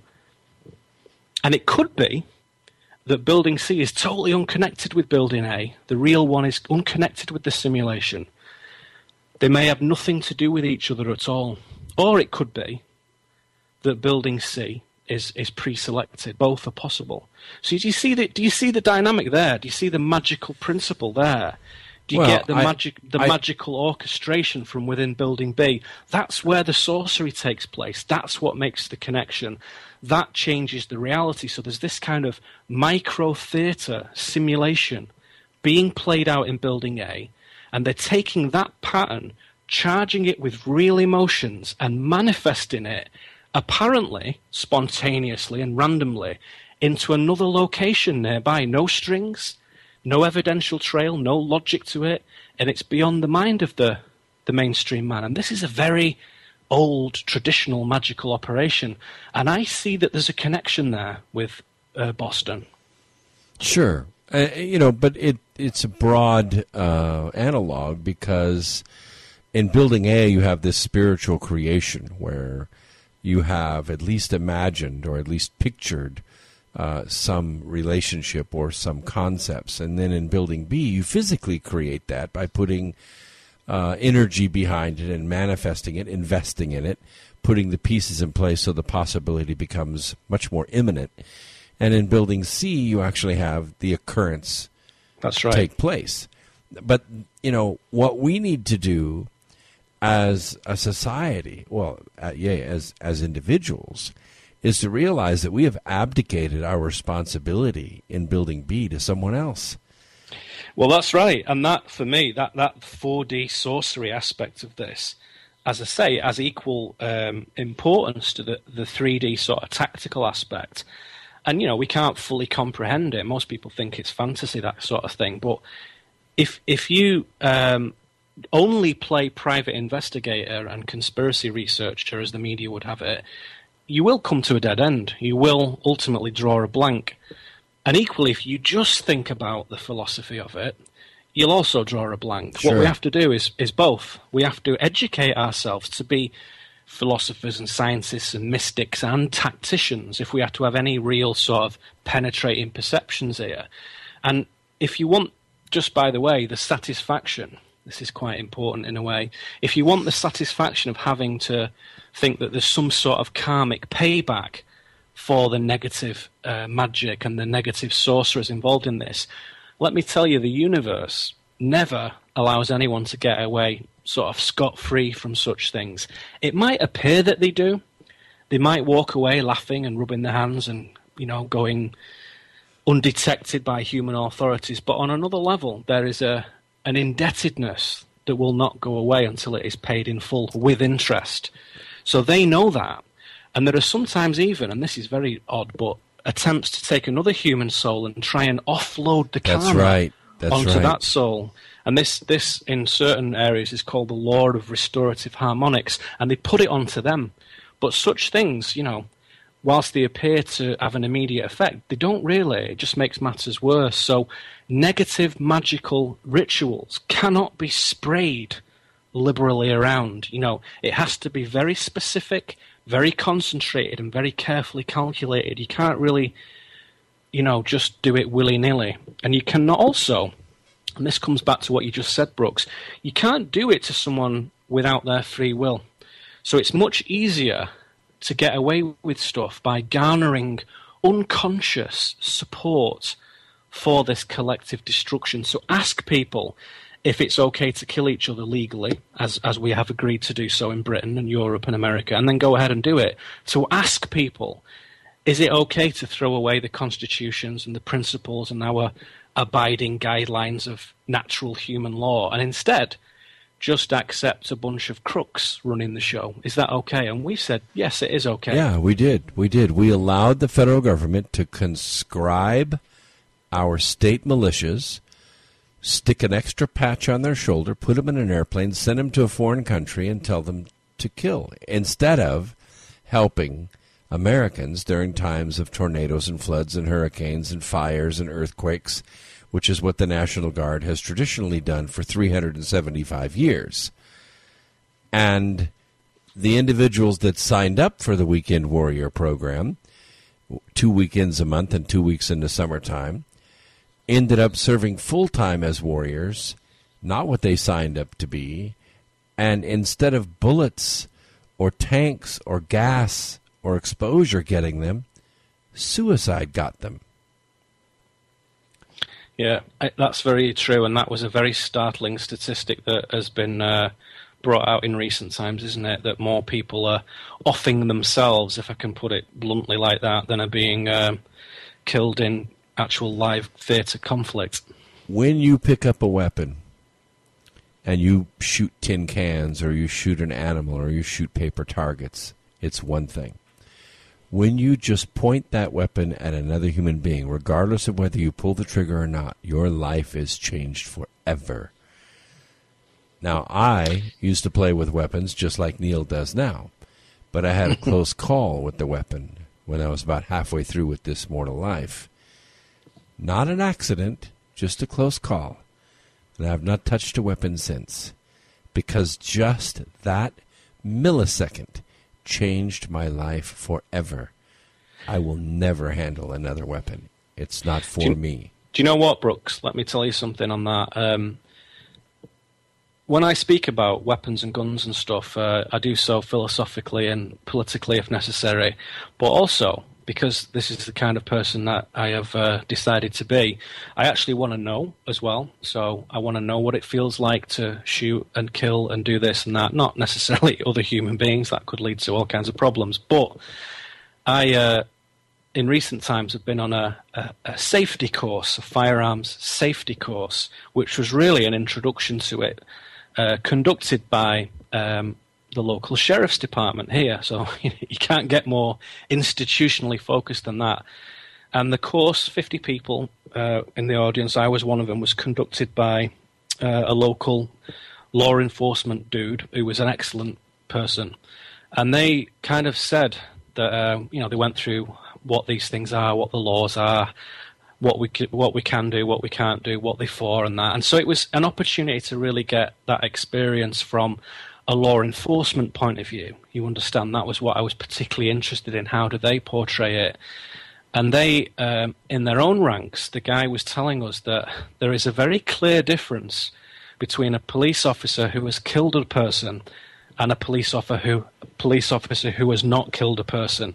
And he says from that moment onwards, your whole life becomes different. And if you've had a serious injury, that factors into it. Or if you've had a close call, indeed, as you say, Brooks, that is a very similar thing. And he said, however many times you've seen simulations or movies or you've heard stories, he said there's nothing like it. He said, as soon as you extinguish life, you extinguish a part of your own life. And I thought that was a very, very potent comment from basically, a guy who walks around in a police uniform around our streets or whatever. Very, very wise words there, because some of the people were very new to this whole realm and some were very experienced. There were some old-timers there as well who knew all about this stuff, but were re-educating themselves on certain elements of it. But to hear that is very important, I think, because it does change the game when you actually start to play with the creation or the destruction of life. It does. And even in the underworld, there is a term called getting made. You're made when you extinguish a life in the name of the gang or the name of the army or the name of the military unit or the name of the operation. When you're made, then the leaders know they have you because you have relinquished that innocence. You've relinquished that clean hands that you brought into the group, and you've now become part of the blood of that group. And at that point, then, you will fight for each other, your brothers in arms, and you'll fight to the last man. And you do, because that creates an unusual bond, typically between one man and another when you have, killed together or you have saved each other from fire or whatever. That does create a very unusual and very intimate bond. Sometimes it's very affectionate and excellent and a deep fellowship between one man and another. But it can also be, subverted that, can't it? It can be taken from particularly gullible, impressionable young men in the army, and it can be used as a sort of a tool to sort of fragment the psyche and just program them to go out and do whatever they're damn well told. Well, let's talk about that fragmentation just a little bit more. We have never had a president who has divided the country the way the country's divided right now. Now, we've had divisive presidents in the past. We've had events occur to this nation, maybe back in September 11th of 2001, when you couldn't find a little American flag to wave for love nor money in any store in the country because they were already bought by people who wanted to wave one. But now the nation is divided in a way that's never been divided before. The civilian population is buying guns and ammunition at an unprecedented Goodness rate. me. That is a fraction. That's a division that cannot be denied. And as a physicist, I have to say that the probability of an accident, of a really bad accident occurring, is going up exponentially every day that this fractionation happens. Well, the irony of this situation has not escaped many newspaper people, many media people who have said that since Obama started to try and control gun sales have skyrocketed without... Nothing has ever looked like this before. Nothing has ever looked like this before. If I, from December, right, till today, if I go into my local Walmart, which is an adventure in itself, to be honest, and I go to the outdoor section where there are fishing rods and knives and camping equipment. In America, as Americans will know, but Europeans may be surprised to know, you can also buy ammunition. You can buy your shotgun shells, your double-aught, buckshot shells. You can buy your 9mm hollow point rounds. You can buy your 45 rounds, etc. And there they are, and you hand them over, no ID required. You could be anyone, and they hand them over. Those shelves for months have been empty. There is no ammunition on the shelves. They're restocking them slowly, but it's unheard of. So the shelves are empty, which means the supply and demand situation has radically twisted in the last 6 months since Sandy Hook, because some people are afraid, some people are angry, some people are going into survival, hibernation mode. But whichever way you look at it, that's an unusual occurrence, and it's not just in the big stores, it's in the little ones as well. So the ammunition is not on the shelves anymore. Well, you can also go to online sources and you can see the same thing happening. I've watched it. I felt the same temptation as everyone else. I've gone to online gun stores and looked at the price of weapons the last year. They've not quite doubled, but they've probably gone up 30 or 40%, which is really unbelievable in 1 year, just unbelievable. And I've read articles here and there where factories are running 24 hours a day, 7 days a week. They can't make them fast enough. So while all of these agencies like the Post Office and the IRS and, the National Weather Service is buying up billions of rounds of hollow point 40 caliber bullets, literally, 5 or 6 rounds for every man, woman, and child in the country. The civilians are doing exactly the same thing. And I can tell you, just like kids playing after midnight, nothing good will come of this. Yeah, it's something that is not exactly the best way to do things, and it's not exactly something to be cheering about. Whatever your view is of it, it's like an overreaction, and I've seen this with gold and silver. Those prices have bounced down again recently, which is quite unusual. And we're seeing, what's his name, Paulson and Soros and Buffett. They're dumping stocks and left, right, and centre. Absolutely. So there's always moves afoot, and I'll be totally honest with you. When I first started tracking some of the fiscal patterns, which is, sounds a rather unexciting thing to do, but when you're watching the movement of a nation, you have to watch the movement of its economy, or you miss things. And when I started tracking the economy, particularly in the US, in about 2005, it did feel like any moment it was going to all collapse, any moment. And some very influential, serious thinkers and movers and shakers who have walked down the corridors of power, as you might think, agreed with me and said, yeah, any time now. And it feels like that again. But 2006, 7, 8, 9, 10, 2011, 2012, 2000, and we're still here teetering on the edge all the time. So I fully expected there to be a major crash or a major correction, is some of the language that people use, isn't it? And it hasn't happened yet. So, do you see that on the way, Brooks? You've been here longer than I have. There are some big forces at work here. First of all, you have Japan trying to save its economy, finally, by printing currency. They also need to generate value. So they've rumored that they're going to start selling their gold off. They haven't actually started doing it, but they rumored that they're going to start doing it. And what that did to the price of gold is it plunged it to about $1,400 an ounce. People or organizations like Bloomberg and Reuters are using the word panic in their publication. But mind you, the gold really hasn't started moving yet. It hasn't actually started selling yet because the Japanese have no intention of selling their gold. What they want to do is buy gold, cheap gold.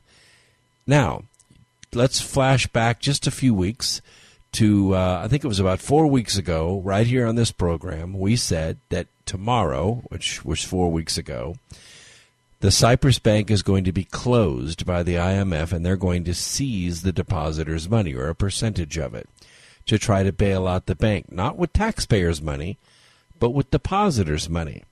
And if that doesn't cover the bill, they're going to start selling their gold off. And that's exactly what they did. That is exactly what they did, yeah. Now that gold is going on the market.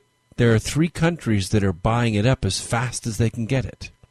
Russia, Japan, and, no, unfortunately not the United States, but the Fed.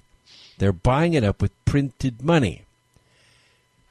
And so Cyprus's gold is about consumed, and Japan has been not selling off its gold, but bulking up its gold. So, gee, who really made money? Well, the ones that made money were the ones that were carrying naked short contracts on that gold. Same thing with silver. 300,000 short contracts managed by J.P. Morgan Stanley have now paid off. All those people have made their billions off of the silver. And now, of course, J.P. Morgan Stanley is the largest depository of silver in the world. Now the price is going to go back up, and they'll make money on the long position of silver. That's just the way it goes. Now, is a crash going to occur? Are we going to move away from the dollar? The answer is yes. Several nations, several major nations, are moving away from the dollar. But a lot of people don't realize that one of the main reasons that the Iraq war was fought is because the Iraqi dinar was not going to be based on the dollar. It was going to be based on another currency. We could not allow it, so we went to war. And the Iraqi dinar fell off of the market. Yeah.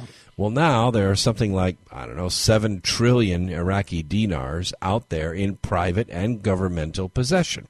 Lots of investors bought them through banks and through online sellers, but the federal government owns about 4 trillion Iraqi dinar. If the Iraqi dinar revaluates, and rumors have it that it's going to happen this month, it will happen at high levels first, somewhere between $3 and $5 per dinar. When that happens, a vital currency, not backed by gold, backed by oil, even better than gold because it's much more plentiful, much more valuable right now because we could use it, is going to be based on the dollar. And that is probably going to save the American economy. And it probably will mean that the American dollar will not collapse. That's what the fight is all about. Yeah, thank you. That's fascinating. That's really interesting. I mean, we'll steer it back into some of the esoteric things. It's so important to be able to have a good hand with this, to be able to say, you need to know what's going on with economics. If you don't, you miss the trajectory of the energy itself. So although it's not about money and it's not about oil, those in themselves are abstractions from the real energy. Those give an incredibly good idea of how things are changing. And I spoke to one individual who I won't name, but who again is a credible tracker of these things for many years. And he sort of looked me in the eye recently and said the US dollar is not going to crash. They tried to do it a few years ago, and it's not going to happen now. So it's just such a sort of roller coaster. This it's just funny because I know that there's some people with lots of money, very lucky people who are like, desperate to know what's going to happen, and then amusingly, I know many more people who don't have any money, and they're also desperate to know what's going to happen. So it's like it's a very funny thing because at the end of the day, that system can't really afford to throw everything down the toilet, as it were, because the whole propagation and distribution of this low resonance consciousness, which really is what the game's about at the end of the day, that starts to be negatively affected if you mess up the transaction method, i.e. the commercial purpose behind most people's lives. If you mess that up, then they've got a big problem. So it's not them who want to mess that up. It's us who want to mess that up by replacing it with something different. Do you know what I mean? Well, yeah, but at the end of the day, it isn't about the wealth. It's about the power. No, indeed, that's right, yeah.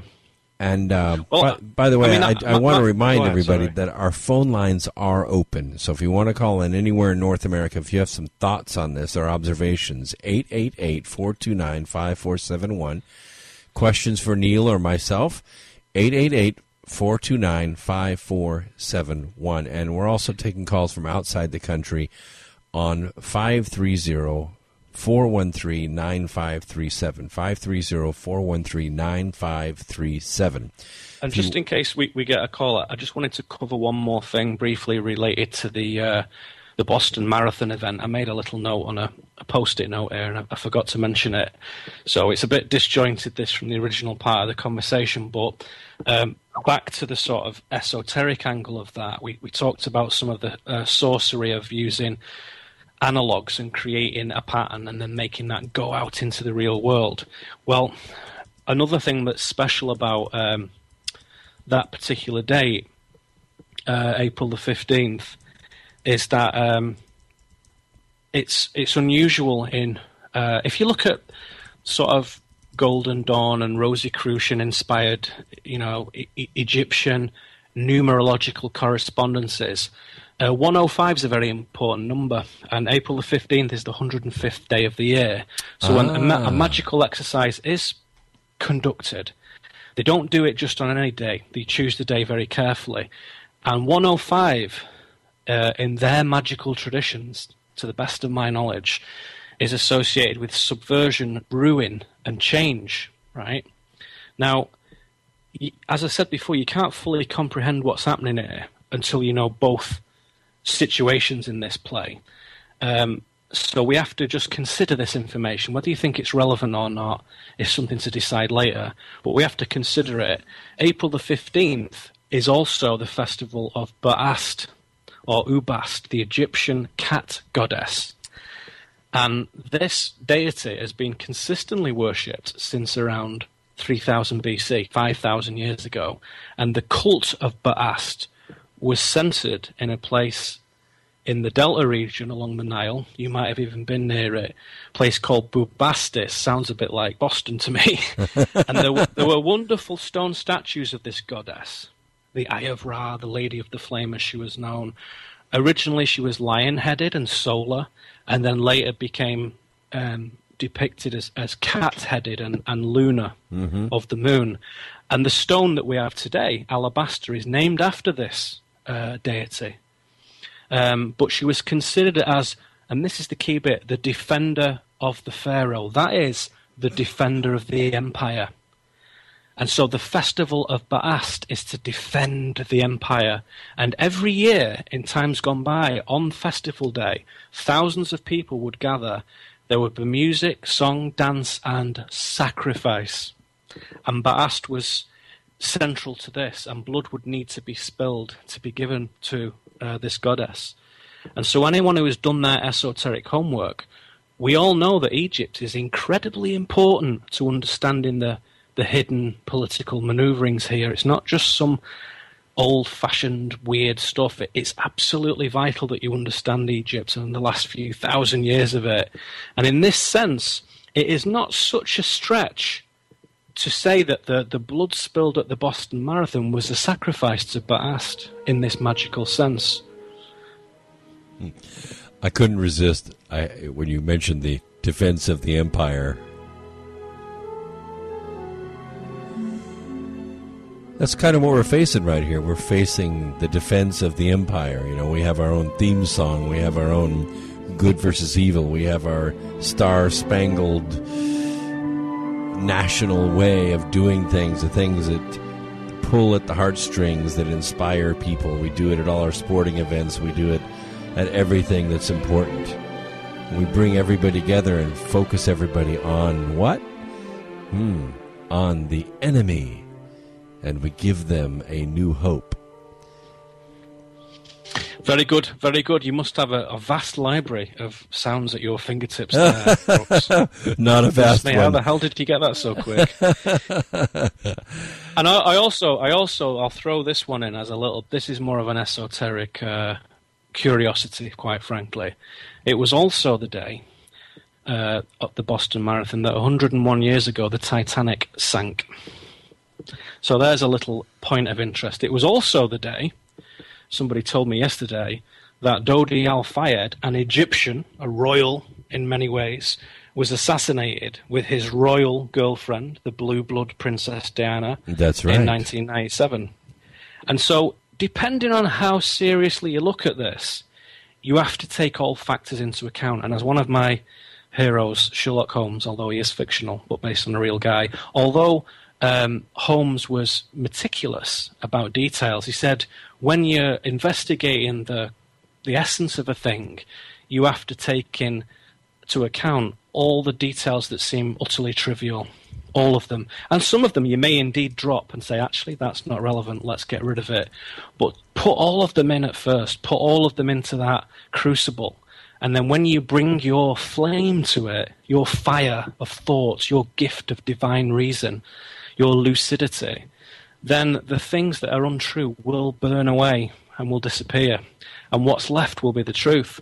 So we should never be afraid to throw in, seemingly unconnected things or things that are distant. So knowing a lot about pagan philosophy and pagan spirituality from Britain, April the 15th is also the beginning of the Willow Moon, which is a celebration of the willow tree, which is a very important magical plant.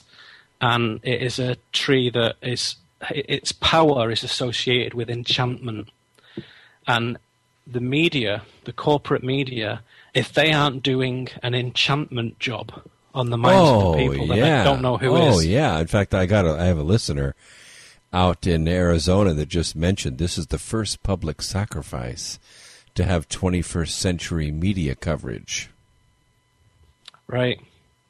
So I think it's viable, and I think it's appropriate that sometimes we consider this as enchantment, as not in the kind of glorious, lovely, radiant way, but as a negative spell, enchanting somebody against their will to do something that is in dishonor.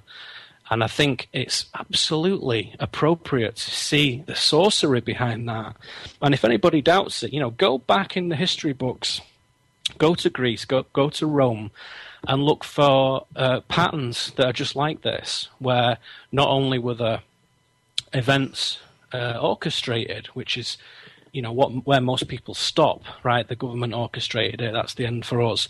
But the question in everybody's minds is why? Why do they do these things? Why do they do these things? And my answer to that, the simple answer, which you then have to go away and unravel in your own time, is because low resonance human consciousness is a very good resource for beings trapped in negative dimensions. Right, it builds armies quickly. Very important. Yeah, it builds armies very quickly, and that's... It does, and so the theatre, although we have to take account of it, and we have to understand it, the real lives, real heroes on the streets in Boston, real people dead now, they're real families with real emotions and real lives. There is nevertheless an orchestration of that energy at a level that many people do not take into account. And so if you do have a mystical awareness or mystical training or mystical initiation, which I do have all those things, then it becomes part of my self-appointed obligation, my duty, to say, well, let me tell you something else about what might be happening here. And with that, you can then go away and do some of your own studies. You can go and have a look at that yourself.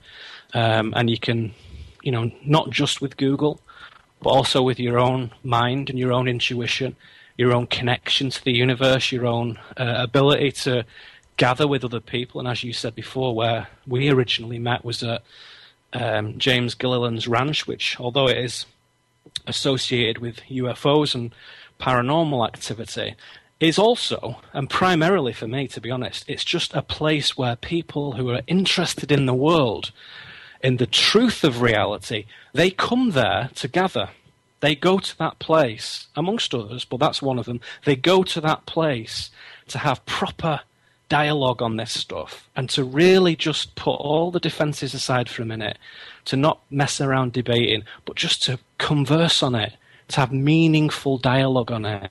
And Brooks, that there's an awful lot of that goes on there, and that's its tremendous value to our lovely, part of the world over here in the Pacific Northwest. Yeah, it's one of the great meeting places on the planet that's literally a sanctuary where you can go and meet Neil and myself and others that have been out exploring and have discovered things and have an idea about things, where we come and converse on those ideas. And I would say on a pretty regular basis, on an annual basis, we have solved all the world's problems year after year right there. We do, because all we do is a very simple thing, which is we bring together a couple of hundred brilliant human beings, some of them from different parts of the world, some of them from round the corner, some of them from different walks of life, attorneys, scientists, professors, NASA people, plumbers, carpenters, electricians, cops, everything you can think of. People who have taken it upon themselves to go, wait a minute, I am going to seriously take account of my own inner landscape, my own serious life, and examine the relationship between that and the world outside, because that is something that I have been given the privilege and the gift to do, to witness and participate in this world. And we have these wonderful places around the planet, and this is one of them, where people come together. And yeah, there's guys who stand up on stage and give a presentation on a specific bit of information, and we'll talk about new science and new thought and paranormal things. Yeah, that's always relevant. There's always new things to look at. But the real juice is all the other bits of it, where people, for a good 3 or 4 days, will wander around and talk and contemplate and sit in the middle of the night, you know, smoking their cigars and drinking wine or sipping tea and gazing at the stars or whatever it is you're into, and sharing, making connections with people. And this is how we solve things. You bring those people together and stuff starts to happen. Projects start to formulate. Relationships begin to arise. People fall in love. You know, people become friends. New things start to happen. That alchemy takes care of itself. All you have to do is show up.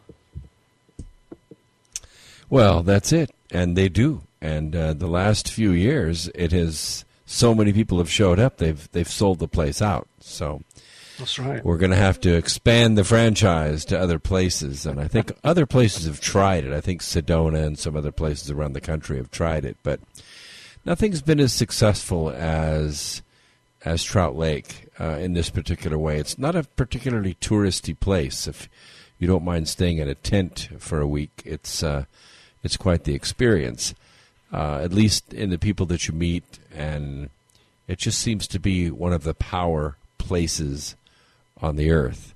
And I don't think there's been a single person that's ever gone there that hasn't left saying, I have never seen anything like that before, and I don't know how to explain it. And how fascinating. I mean, you know, it's one weekend out of the year, and you know, it's really is time well spent. And frankly, as well, financially, it's not prohibitive to get there and save up $200 or $300 or whatever it is. It's really money well spent, because, as I say, it's not just the phenomena of the place, the beauty of the place, and the meeting some of the speakers and whatnot. It's really about going to a place where there's another way of human existence. There's another way of doing things that is in the flesh right there. And you can walk around and talk to people about it. And there's people just like you. Some of them a bit shy and lonely. Some of them very gregarious. Some of them mad into all kinds of things. Others beginners. You know, whatever it is, wherever you're at. It's important that we do gather, and that's one place to do it. And increasingly in my work, and I do a lot of teaching work as well, you know, people can read about that on the website, but a lot of people say the important thing for me is to begin to develop a new set of, a new social network of real people with real meetings where we actually physically sit together and we drink tea together, we walk in the forest together, we walk through the city together, we do stuff, and we meet, and we can look in our calendars and know that there's going to be a consistent presence with that. So this sort of new community is really, really important, because just doing it always remotely, just a voice on the radio, just an image on a screen, is not enough. You have to do more than that, and that means connecting with people in your area. And it's always surprising to people how many other people there are who want this. They think there's just a few because maybe they don't know many in their community, but there's not. There's thousands, tens of thousands. Well, this October, by the way, if you're into gregarious, shy, and lonely inventor-type people, we have the Breakthrough Energy Movement Conference that's going to occur in Boulder, Colorado, another high place on the planet, We had the first one in Hilversum, Holland. I've never been there before, but I was so amazed at the quality of the people that run this organization. You got Stephanie Paulus, you got several of the Dutch participants, Joran, other individuals that lead that organization. Tremendous souls, tremendous leaders, sacrificing their time and their energy, and in a lot of cases their money, to make this event happen. So check it out. It's called the Breakthrough Energy Movement Conference. We have a link to it at X Squared Radio, and we'll be talking more about that as the months come on. Huge, if you're into breakthrough energy making its way to the mainstream, that would be you, the consumer. If you really want to see it firsthand, handle it, watch it work, get involved as an activist, as a letter writer, as an investor, this is the place to come. Well, I can't believe 3 hours has gone by this quickly. We've got about 5 minutes left. Neil's book is called The Unfoldment, and you can get it everywhere. Amazon, Barnes & Noble, Books A Million, everywhere where fine books are sold. And the recording, if you missed the live broadcast tonight, or you know friends that are going to miss it, we're going to put it in the free listening area, and I'm going to give Neil the link. Now, we'll put a link at X Squared Radio, too, but that way you can grab that link, email it out, Facebook it out, Twitter it out, and we'll get this tonight's broadcast in as many hands as possible, because this was a classic. This is a best of, to be sure. And I just want to extend my appreciation and my brotherhood to Neil for coming on the program tonight. It was short notice. It was driven by current events, and I'm so glad that Neil was able to rearrange his busy schedule to be on with us tonight. I had to kick some poor dude out today, but he's a very understanding chap. So he was like, yeah, okay, we'll do it next week. So, yeah, no, it's been my pleasure, Brooks. It's been my pleasure as last time. It's always interesting. It's always important, and one gets the sense that if in any way we can make changes, if we can ask people to take themselves seriously, to share information with those who put their hand up and ask for it, make it available to those who are curious so they can grab it for themselves and have a little secret listen if they're not sure. That's all we can do, really. And further than that, as you say, we do these events through the year, and they can go to our websites and have a look at what we're doing and what we're about and what products we have. But the juice is doing the thing itself. The juice for me is the knowledge and the sharing itself. If we were in this for the money, I think we'd be doing something completely different, wouldn't we? Oh, yeah, absolutely. And in fact, I think if you're in it for the money, I kind of distrust that right away. I know, one is very cautious about that. But yeah, it's such an adventure. There are so many fascinating things to look at. And really, one of the rewards, one of the benefits of this kind of work, getting involved in it, and this is for everybody, anyone who gets involved in it in their own life, is that it starts to make you sleep better at night. You start to be able to make sense of the world and a lot of the mysteries and the strangeness.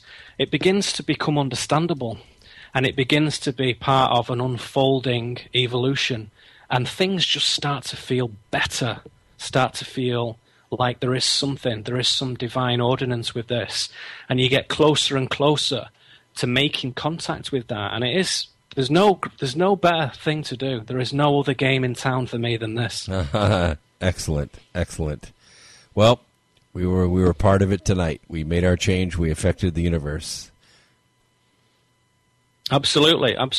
There's no question about that. Just speaking about these things, giving people the opportunity to think, having people participate, even though they're not speaking, with us directly necessarily. We're not bothered about that. It's the consciousness coming together. That's what matters. So whether they see us on a stage or whether we never meet each other, the fact that we are speaking with each other consciously and people are giving their consciousness to this endeavor, and we thank them for that, that's what matters, because every time we do this, we change. And then we go out into the world and we change the world a little bit as well. Well, that's the whole idea. We look for the good in others and help it to come out and build a little bit every day, and before long, you'll save the planet. Absolutely. Thank you so much for coming on the program, Neil. You're wonderful as always, and don't speak to many people who say they are and are a philosopher. A modern philosopher maybe is what we need in these times. And well, thank you, sir. I appreciate it, and thank you for the work that you do and taking the time and effort to do it off largely always our own penny, really, isn't it? So, yeah. My pleasure. All right, we're out of time, Neil, so I have to let you go. I will extend the invitation to you I was just given to appear at the Breakthrough Energy Movement Conference October 10th through 12th of this year, if you're open. Right. Well, So, I'll have to take a look at that. That sounds fascinating. I'll get them to pass that along to you. It'd be a great addition Thank you, to the speaker group. All right. Have a wonderful week, my friend. We'll speak again soon. All right. You take care now. Goodbye. Good night.